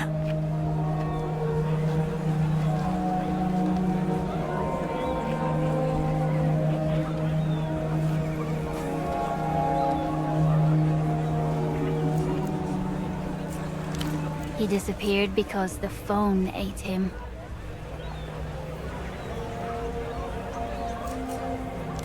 She didn't say the phone ate him. But why else would her dad disappear? We know what her dad looks like, because he's been here before.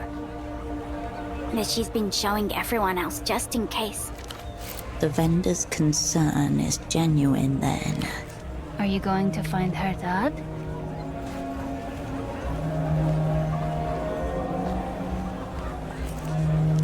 Oh, good. Can we talk about less sad stuff now? Okay.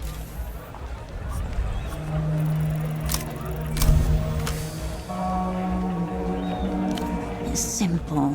Tell them your story, but tell it in a language they can believe in. We know all the wolves. That's not one of them.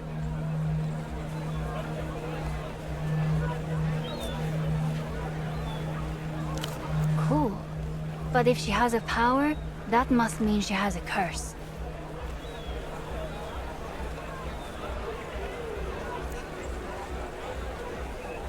Wow.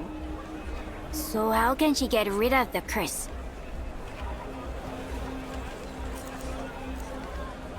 Killing all the angels. Tell us, tell us. A weapon to break the curse.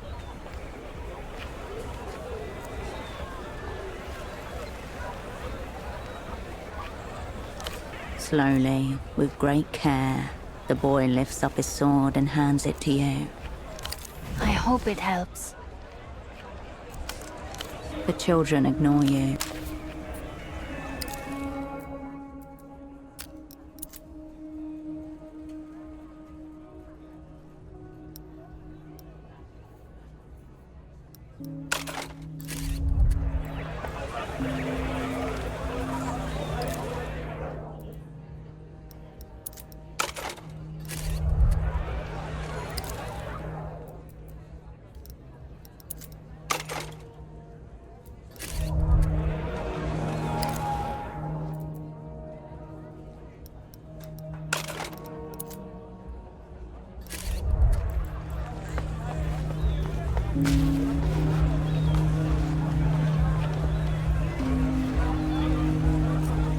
Oh yeah, she's cool. Intimidating too, despite the size. We hang out sometimes in the back of the stall. She's been good about this thing with my dad. Old soul. What? That's so dangerous. You could have been killed. Or worse. Behind her concern, a note of admiration and a small shred of hope.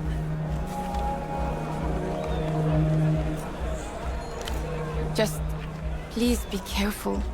I don't know how I would feel if I was responsible for you disappearing too. Thank you.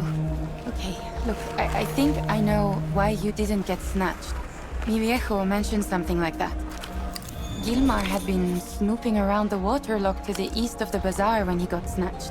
That might be the missing bit. Is that a newsletter or something? I'll take your word for it. That building always looked dingy to me.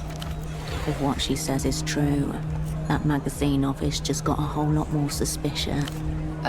Just don't get hurt. And please, please come back. What takes your fancy?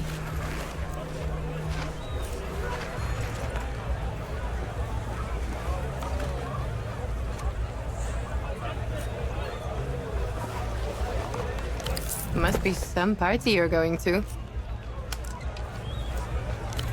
You need any... Thanks for stopping by.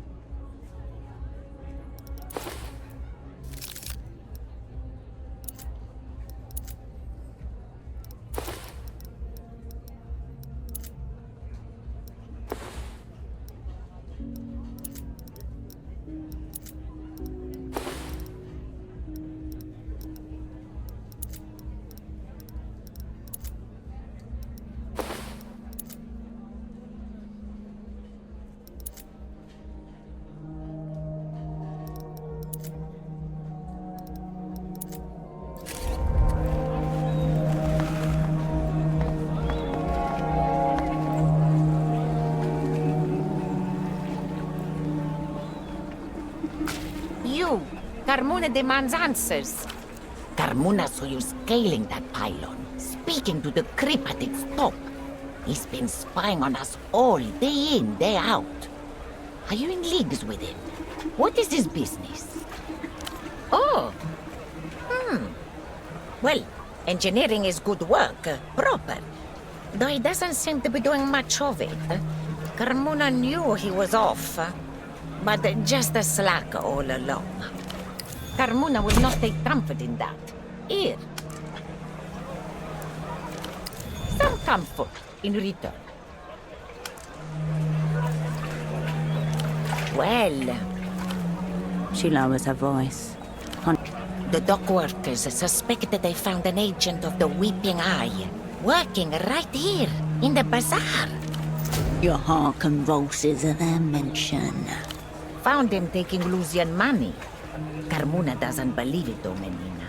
They got the wrong man. He bought a beautiful coat from Carmona's stall just last week. A real gentleman. Nobody with the eye could be so polite or have such a good taste in outerwear. Perhaps the one who's been following you. Gairish. You call that gairish? A coat from Carmuna's own stall? A beautiful coat at that? You don't listen to any rumors about him, Menina. A nice man. He wasn't chasing. You misunderstood. That is not the outerwear of a chaser. Poor Menina. You are paranoid. Carmuna will say a prayer to Polaris to lighten your thoughts.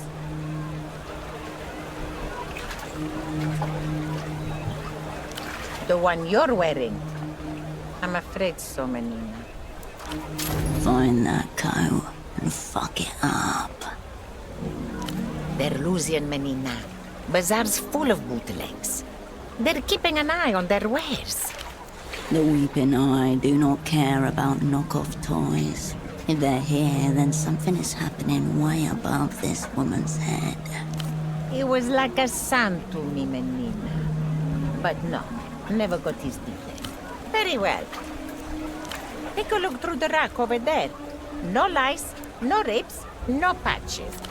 When she points to the rack, you notice that her fingers are several shades too dark, as if stained with ink. Afraid no, Menina. That poor girl. A legend's clothes, Carmuna calls them. Whatever has their favorite music on it. Lately, the Violetta girl is winning. Take a look, I have one. She looks sideways at the disc, shakes her head. It's a disc. Ask the stall owner with the disc, not the stall owner with the clothes. Yes? She sighs, but holds out her hand for you to see clearly. Steins from my days in the dye factory. Carmuna was one of the first and the last workers on the line before it burned down. All the old girls have them. Like a tree flaunting gnarled bark to the saplings in its shade. They'll outlast my hands. I was here when they first opened the factory doors. I dipped my arms into the vats. Dead worms floating on the surface. Chemical smell rising up. I watched the first girl develop the twitch. Then, I felt it myself. Neurological affliction from the oxychromes in the dye. Progressive, irreversible. She raises her foot. You see it shake. That's why I have the cane. Happened to all of us. I was still here when the manager announced that El Circo Número 3 was closing down because of market trains. I was here when the fire alarm started ringing too. Now ask me, was I here when the first stalls sprouted from the scorched concrete? And I'll say I was. And here I'll stay until the whole city slides into the sea. This bust... humoring an old woman, doing your good deed for the day, buffing up your soul. No, Menina, your soul still looks small and shabby from here. For that, you need the stars. But I'll tell you anything. It started with the fire in El Circo Número 3. Half the city worked for that company, and all of us suddenly out of work. It was very difficult times. But at first it was exciting. The whole city came to watch it burn. We drank, we sobbed. I danced with a soldier boy who I had no intention of marrying. He's dead now. Shining with a film of sweat in the orange glow, the lovers twirl and stomp. Cheers, singing, the thrill of the crowd. Ash rains on trash can drums. The flames subsided, and we waited like refugees around the cooling break for management to return, rebuild. They never did, so we began to search the ruins, see what we could salvage. They probably did it themselves for the insurance. Or some poor die girl finally had a nervous break. Who knows? Carmuna has nothing but time, but none for that mystery anymore. Only perhaps to wish it had been me. It was never mine, just borrowed him from another. And he's all right, Menina. Drink, work, hard living. We lead difficult lives. We expire.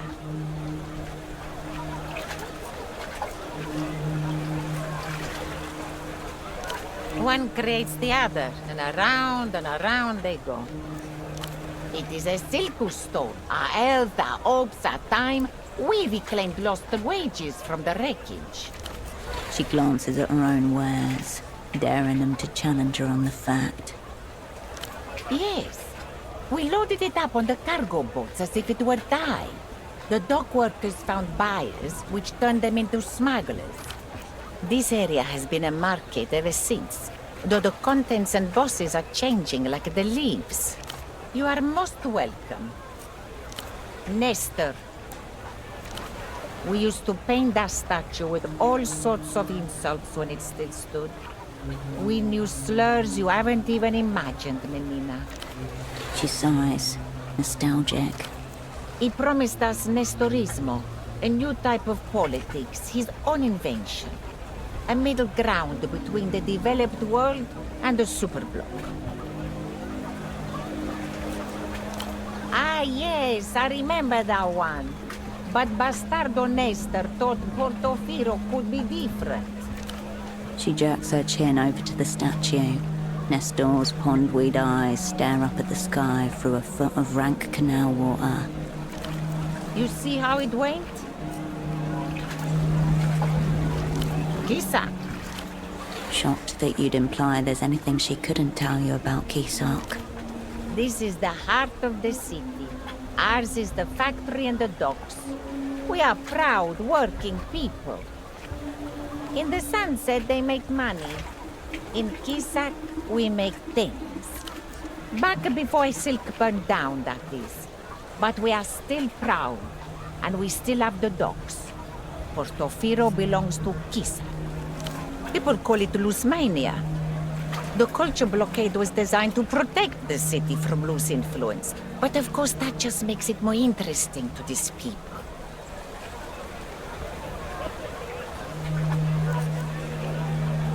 Maybe, but people care less about the law than about culture, maybe. If Lusmania is anti-anything, then it's anti-culture. Which makes it anti-person. The ultimate fashion statement. Just let young people buy their fascist toys and wear their fascist clothes until they realize alone what fools they look. Eyes flashing, voice lowered. Some sweet and succulent secret on the tip of her tongue. They say all the Lusian ministers are copies of one old philosopher. You know what that really means?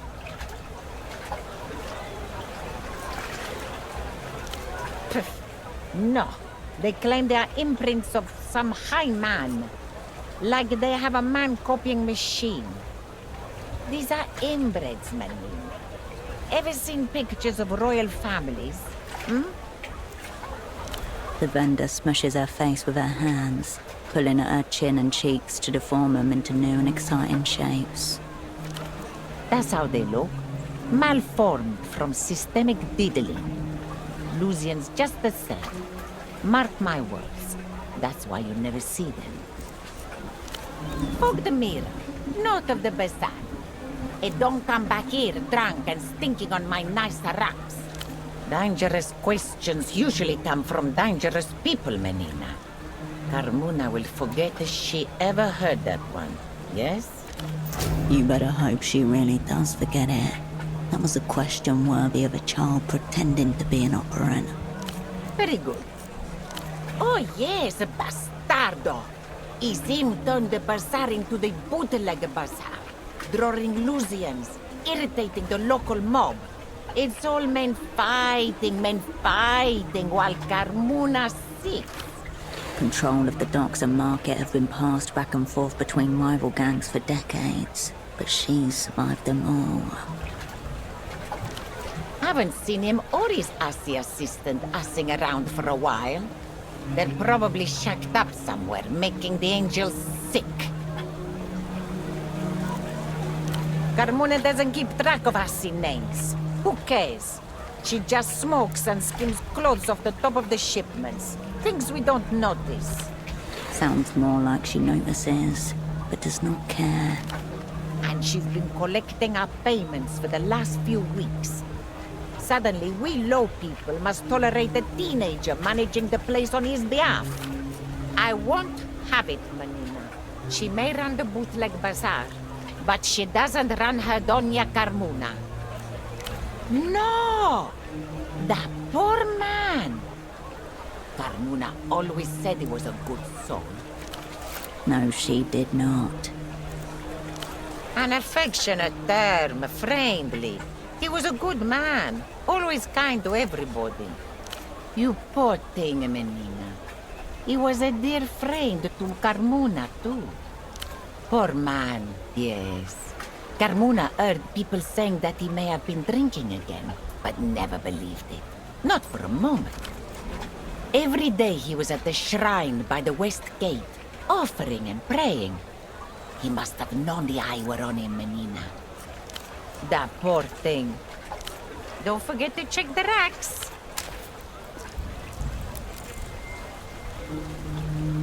You approach Carmona's rack of clothing, protected from the elements by a clear plastic sheet. No two pieces are alike. Second-hand olds and newish fakes. Fashion has a short memory. Anything worn long enough to have been faked is already ancient. The rack sways with misspelled logos and forgotten styles. Cowboy boots, leather trousers, a long black skirt. Kinda cool. But is that all you are, Cascade? Kinda cool. You're special and you know it. You deserve an outfit that tells everybody else that you know it too. An extra special girl would not have to ask, Menina. She would be able to see the right thing for herself. You'll show her. Search harder. Search better. Attention-seeking fashion does not befit an operant, Cascade.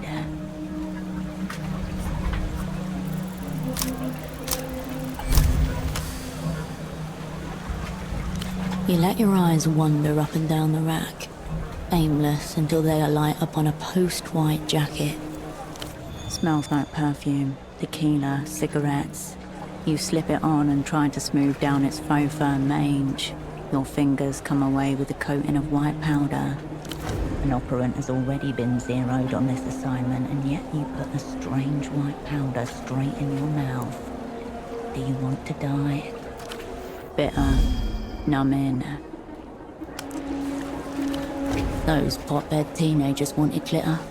Give them tabloid grime, heartbreak on private jets, tonguing a dictator and suing your label on the same day. Put on the fur, smile never, watch 'em kneel. Your eyes guided you to a real garment there, Menina. You could pass for one of those Lusian pop stars in that coat. This would definitely outfuck that other coat she was going on about.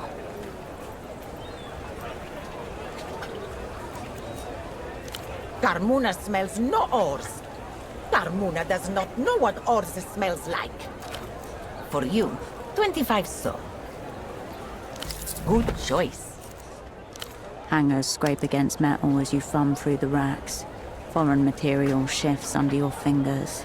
Cool and unfamiliar. Discount for you, Menina.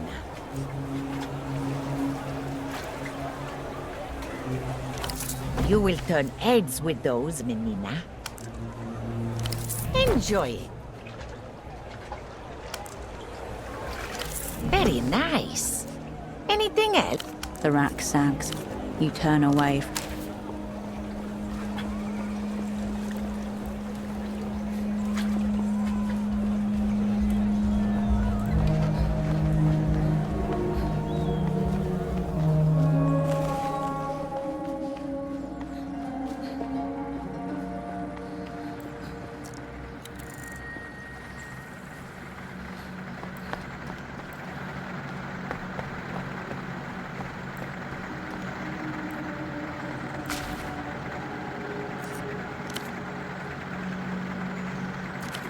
Defenses going up, but curiosity as well.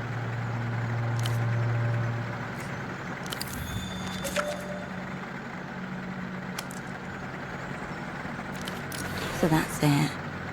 He's gone. Asset virtue. Confirmed. Zeroed out.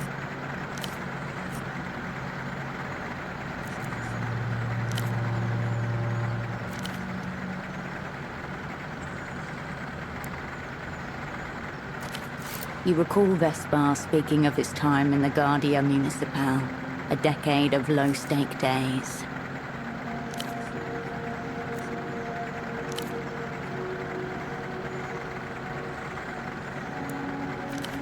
Making Goat Eyes look like a snitch, with none of the perks. Party Alley offers options in bulk. If one is looking for ground-level sources, why him?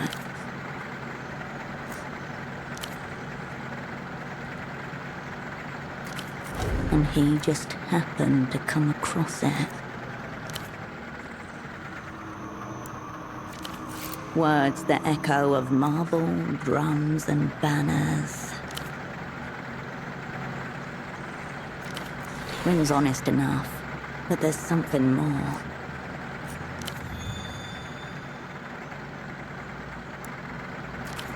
He makes it sound like curiosity, but it's concern.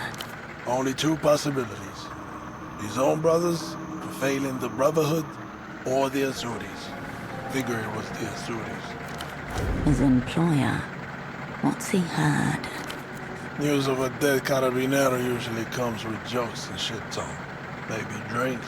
But sure as the Cape boys were quiet, so were the Azuris. He'd been on the shit list for a while, I'm sure. Maybe he pissed off one of the pecans. Doesn't matter. The uniform's reason enough. And Vespar didn't look too good the last time we met. Like he knew something ugly was coming. The young man stares at you for a long time. As much as Vespar's outfit bothered me, you stand by everything your employer does, Habibti?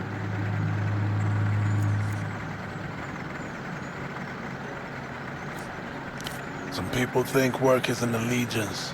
It's not. They pay me for my time. I keep the rest separate.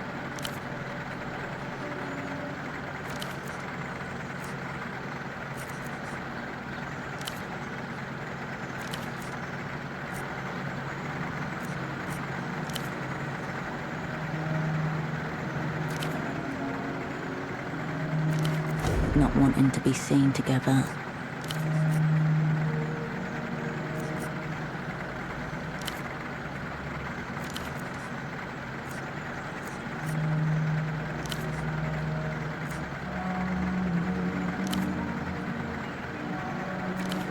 You feel it already. A movement, a choice, and a consequence loom in.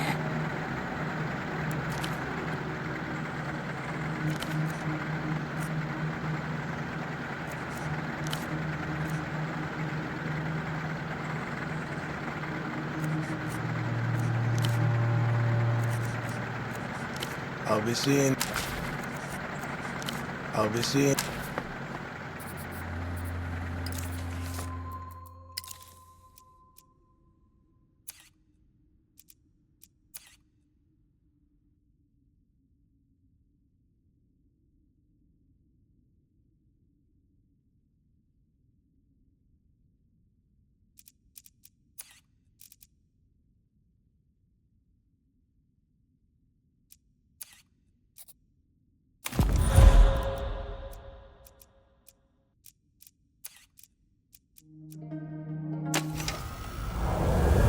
Can you smell that, Cascade? Sweetish, faintly burning, the odor of leaking refrigerant. An intrusion from the past, with the augmented feeling of reality that olfactory information lends to memory. The call of Satellite Facility B, a vast honeycomb of windowless hexagonal rooms in a satellite facility 20 kilometers outside Novessa. In administrative limbo with the burnouts and fuck-ups.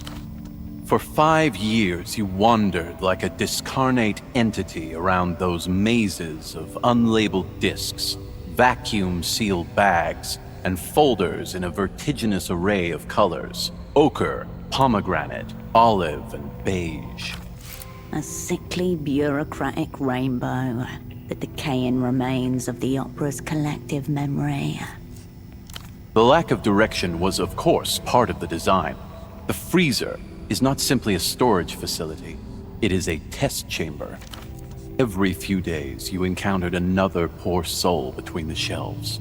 A man or woman with a haunted, wan expression, or else some hideous, permanent injury. There was nothing to separate you from those unfortunates, only the whim of your controllers.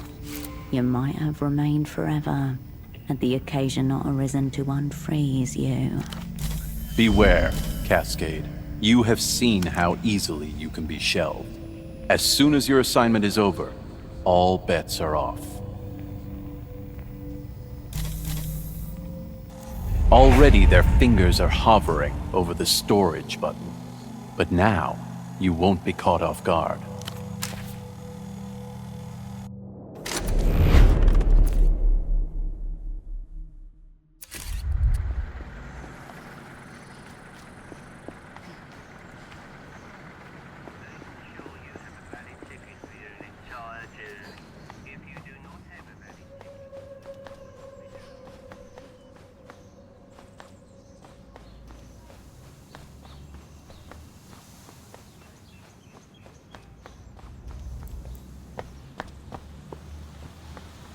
Back for more. He offers you a grin he doesn't seem to have a firm hold on. A forgiver. We are around. We linger. Whose debt needs abracadabra? Yes, our program for the disadvantaged to accentuate their purchasing power. Fantastic stuff. Very fair rates. Fair child, there is no such thing as money. It is a mere promissory note. There is only debt and credit. Classic liberal, deny and deflect. Our promissory note reads, total revolution. Why not? Seems I have very little on. But I require holy water for the rite of forgiveness. The liquidity mage needs liquid. That is the official term, isn't it? The forgiveness of debt in return for a confession of sin against capital? We all live at the expense of someone. A promissory note the length of recorded time, signed by every soul on the Universal Registry. And while stock markets and machines, the name Wisnia Schnapps.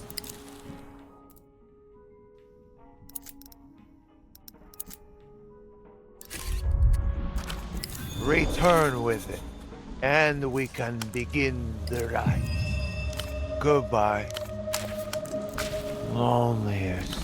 His half-hooded eyes. Somehow, he looks more forgotten than when you first found it. Goodbye. The machine is still soured by the smell of urine, beverages, the piss.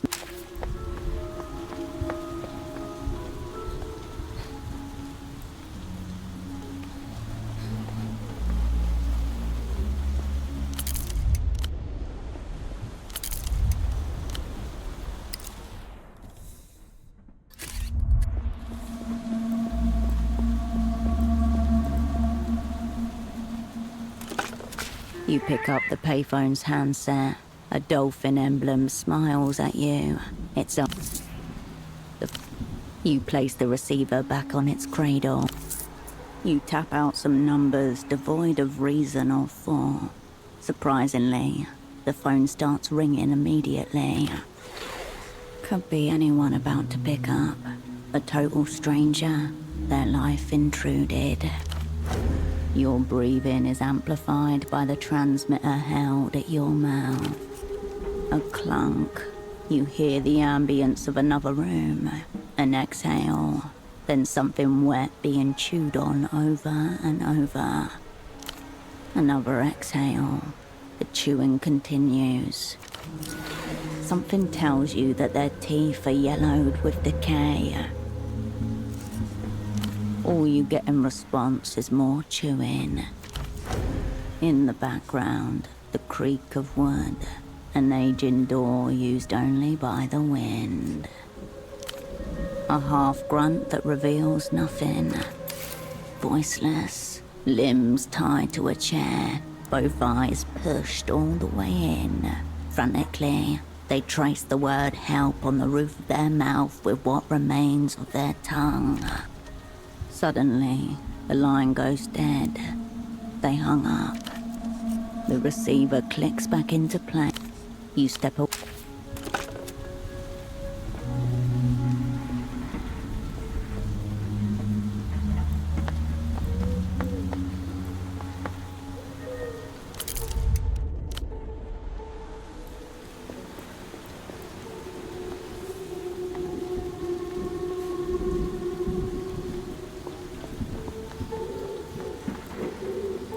The stall remains as haphazard.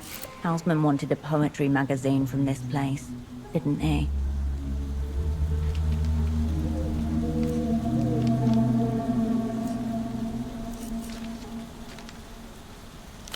You flip through the stack of slim, staple-bound periodicals.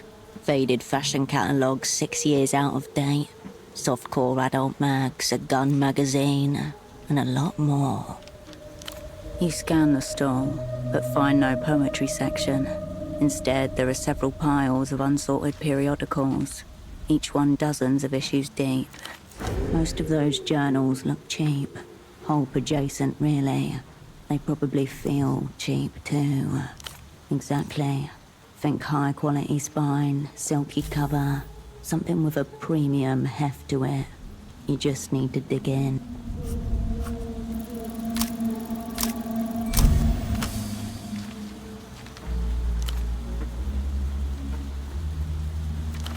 You come across a small collection of a notably different stock, not far from the top of the pile. They're sturdy, recently pressed, and the finish is smooth to the touch.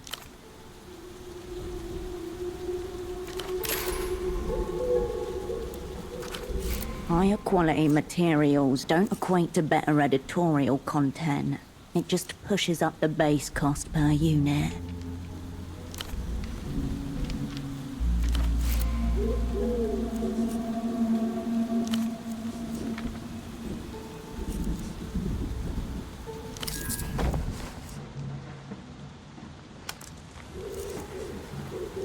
You turn away.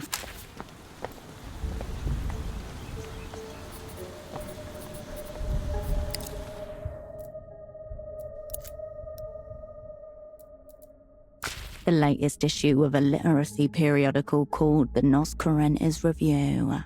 It's weighty, as if promising to be a tome of great import. First impressions matter. The person responsible for the design of this journal knows that. 2 greyhounds frozen in mid-gallop against a field of blue. Around them, the titles of a few major poems and contributors.